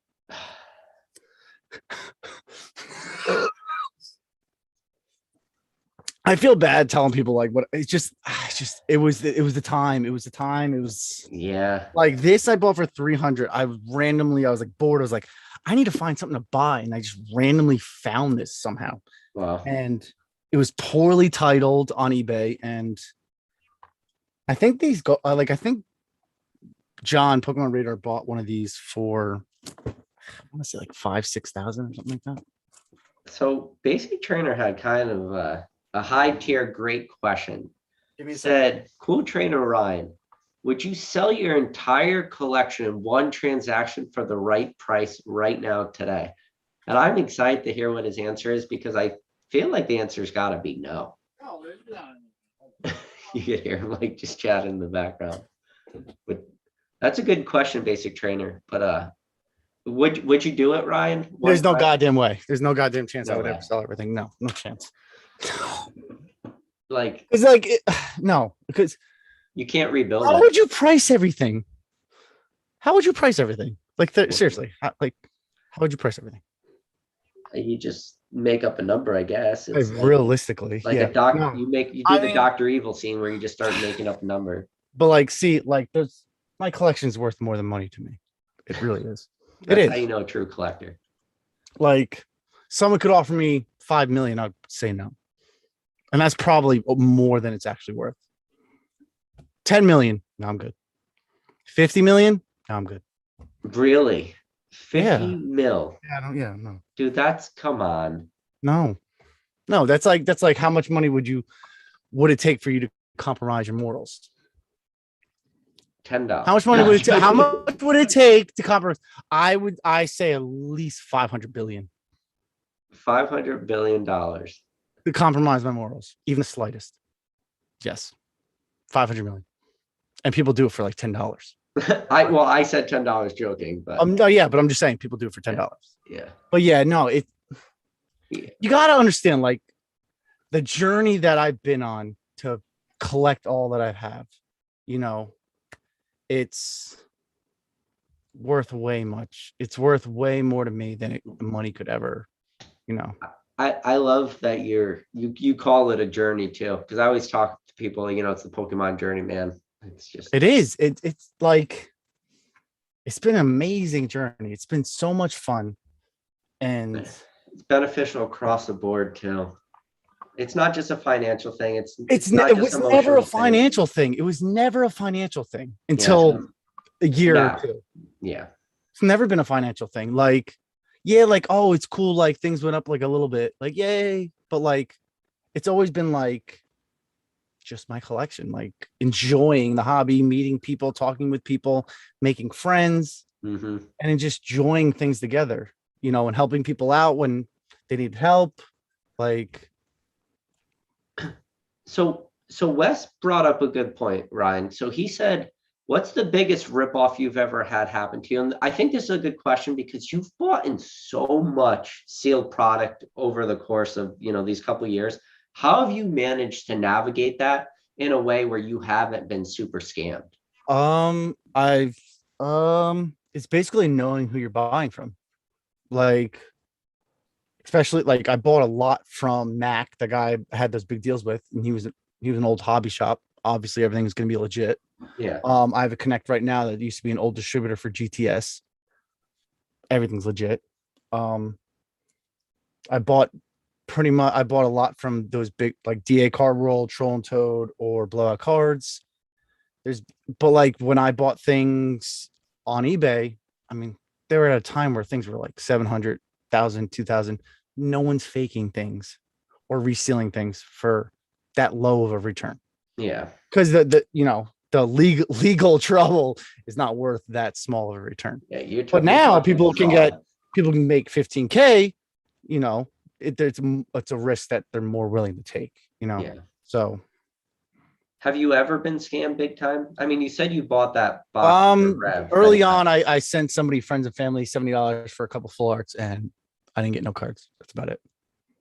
If you learned your lesson over $70, and Learn my lesson over $70, never made a mistake ever again. that was a cheap lesson. Congrats. It was a very cheap lesson, but yeah, that's why don't ever pay people Cash App, friends and family, none of that. Just always goods and services through a PayPal invoice. Protect yourself. Don't ever take any chances, regardless of who it is. Even if it's me, I'll still send you an invoice. Like, Yeah. you got like, it's that simple. The fact of like not wanting cash, like, you got to be protected. I want you to be protected too. HMU said you guys like the exclusive box from Walmart and GameStop. Now, for a modern product, I do. I like it. 10 packs plus the Charizard promo or the Pikachu promo. I'm fine with it. If you get it I'm okay with it. I don't like leaving my house. So I don't leave my house really. I go to the gym. That's about it. That's leaving your house. You don't drive by GameStop or Walmart on your way. Pick up a premium collection box. I think I bought like the Pikachu and Zekrom, right? Pikachu and Zekrom. Yeah, that's a GameStop one. I like it, or is it Walmart? No, so Walmart's a Charizard Reshiram. I got one of them. Nick sent me the Pikachu. listing that they had them in stock, so I bought them. But that's about it. Yeah, so you got the GameStop. I like them both. I think the Charizard promo in the future, I think it's a $50 PSA 10. I think right now it's like a $300, but in the long term of Pokemon, I think that'll be like a $50 PSA 10, which that's a good price for a promo. I would buy the UPCs. If you could get them at MSRP, would you pay over? I would tell people don't. Let me ask. So you got the UPCs. How many were you able to get from your distributor? I think I have, how much? I think 4 coming in case. I think I have like 6 or 7 right now. That's about it. 6 or 7 individual or cases? Individual. Yeah. I'm not a big account. Nick probably got like 30 cases of bitches. Yeah. We'll see what happens with reprints for those. I feel like there is a demand for them, but I don't think so. Just weird, like, because they're the metal cards, I guess. I don't know. Like, think about the Marnie tournament, like milk carton things. They did there was no reprint on those. They did. I picked up mine from Pokemon Center online for MSR. Okay, Pokemon Centers, but it's really when the distributors get them again is when it's a real print, like reprint. Like, because Pokemon Center can, it's like they had the Pokemon Center had what fucking recently. They got their hands deep. They got deep pockets. They got something. They had like some like Sun and Moon set come. Like they had. I think they had check lane of something. Dude, Whatever. yeah, they had some real old ETBs. They had like all the old Sun and Moon. I think they had like I Crimson know they had Invasion team or up not at some Crimson point. They had recently check lane or Celestial something. Storm ETBs they had the other day. Come on now, come on. Like, It's where the bullshit. fucking Celestial Storm ETBs come It's from? but really you have to be concerned is when distributors get them again. Mm. That's They got a Guardian. I think distributors got Guardian Ryzen for a little while. That was a weird thing. yeah, that's all shady. Yeah, it's all. Monkey DNA said, "What is in your apple juice? It's apple juice, black label." Oh, Black Label apple juice. Yeah. He's a high class man. He's not a I say he's apple not a juice. red or green label apple juice man. No, I mean blue label. I don't even like blue label that much. Johnny No, Walker. no one likes Blue Label. It's not that good. You know, I used to like Gold Label, and then they discontinued it a couple years back. I've never had that. Never had it. Like I've tried different things. It's just I just go with this because it's like relatively cheap. I'm not that picky, you know. Yeah. Alcohol's alcohol. So Basic Trainer said, "Oh boy, I hate tops questions." Cool Trainer Ryan, what are your thoughts on top sets? You're a tops guy, aren't you? I've had tops cards. I have 3 tops Chrome Series 1 boxes. But and then I have like the first movie box. I have Series 1 box. I never got too into the boxes like Nick did. Nick has like all of them. I found him that's Chrome Series 2 box. So how much rare is Series 2 over Series 1? A lot rare. Yeah. But I got that Series 2. I got him for $400. It was like the guy bought like another one of my connects that I made through buying. Did you make money off it, or was it just an even? No, for $400. you're a good. You don't make money on friends like that. No, you know you don't. But you're a good friend to do that. He's helped me out just as much as I've helped him. So, but yeah, I gave it to him for $400 as I got it. Like I wanted to surprise him, but I couldn't hold in the secret because he was looking for one. I was like, oh my God, bro, I got one. You got the Series 2 tops. Bro, I got one. It was only $400. And like that was Series 1. That's how much Series 1 was worth. But yeah, it's just crazy. It's so much. It's like to look back, like on everything. It's been one hell of a fucking ride. Let me tell you, it's been one hell of a fucking ride, and I'm unbelievably grateful for every second of it. Every second of it. That's awesome, man. It's so for everybody out there who's watching, I know I could speak for myself, and I'm sure I could speak for Ryan on this one. We appreciate every one of you guys for tuning in and just 88 watchers. Yeah, thank you. I mean, seriously, appreciate the support. Appreciate all you guys tuning in. If you guys hit that like button, it helps me out. Helps me out a lot just with the algorithm and everything. And I just want to say thank you to you, Ryan, for absolutely giving me your time. And honestly, you didn't have to do this. Like you did this just because you're a good guy, and like I can't thank you enough. I told you, absolutely. Anytime, I love just hanging out and talking to people. I do. Yeah. But for everybody else out there, I think this is arguably like one of my best lives. No, bro, come on now. It's just No, I'm just Ryan. I'm just Ryan. I'm just a normal person. This is fun all around. But yeah, for everybody else out there, thank you. And for Ryan, I think this is going to call for a night, but you gave me a lot of your time, so I can't say thank you. What time is it? Yeah. 11:10. All right. Well, for everybody else out there, we'll catch you guys, in the next everybody, video. thank you so much. John, I appreciate it. Thank you for having me on. No problem. Thanks a lot. We do it again soon. I don't know what we'll talk about, but that's your job. So not mine. Anytime you're up for it. All right, guys. Catch you on the next video.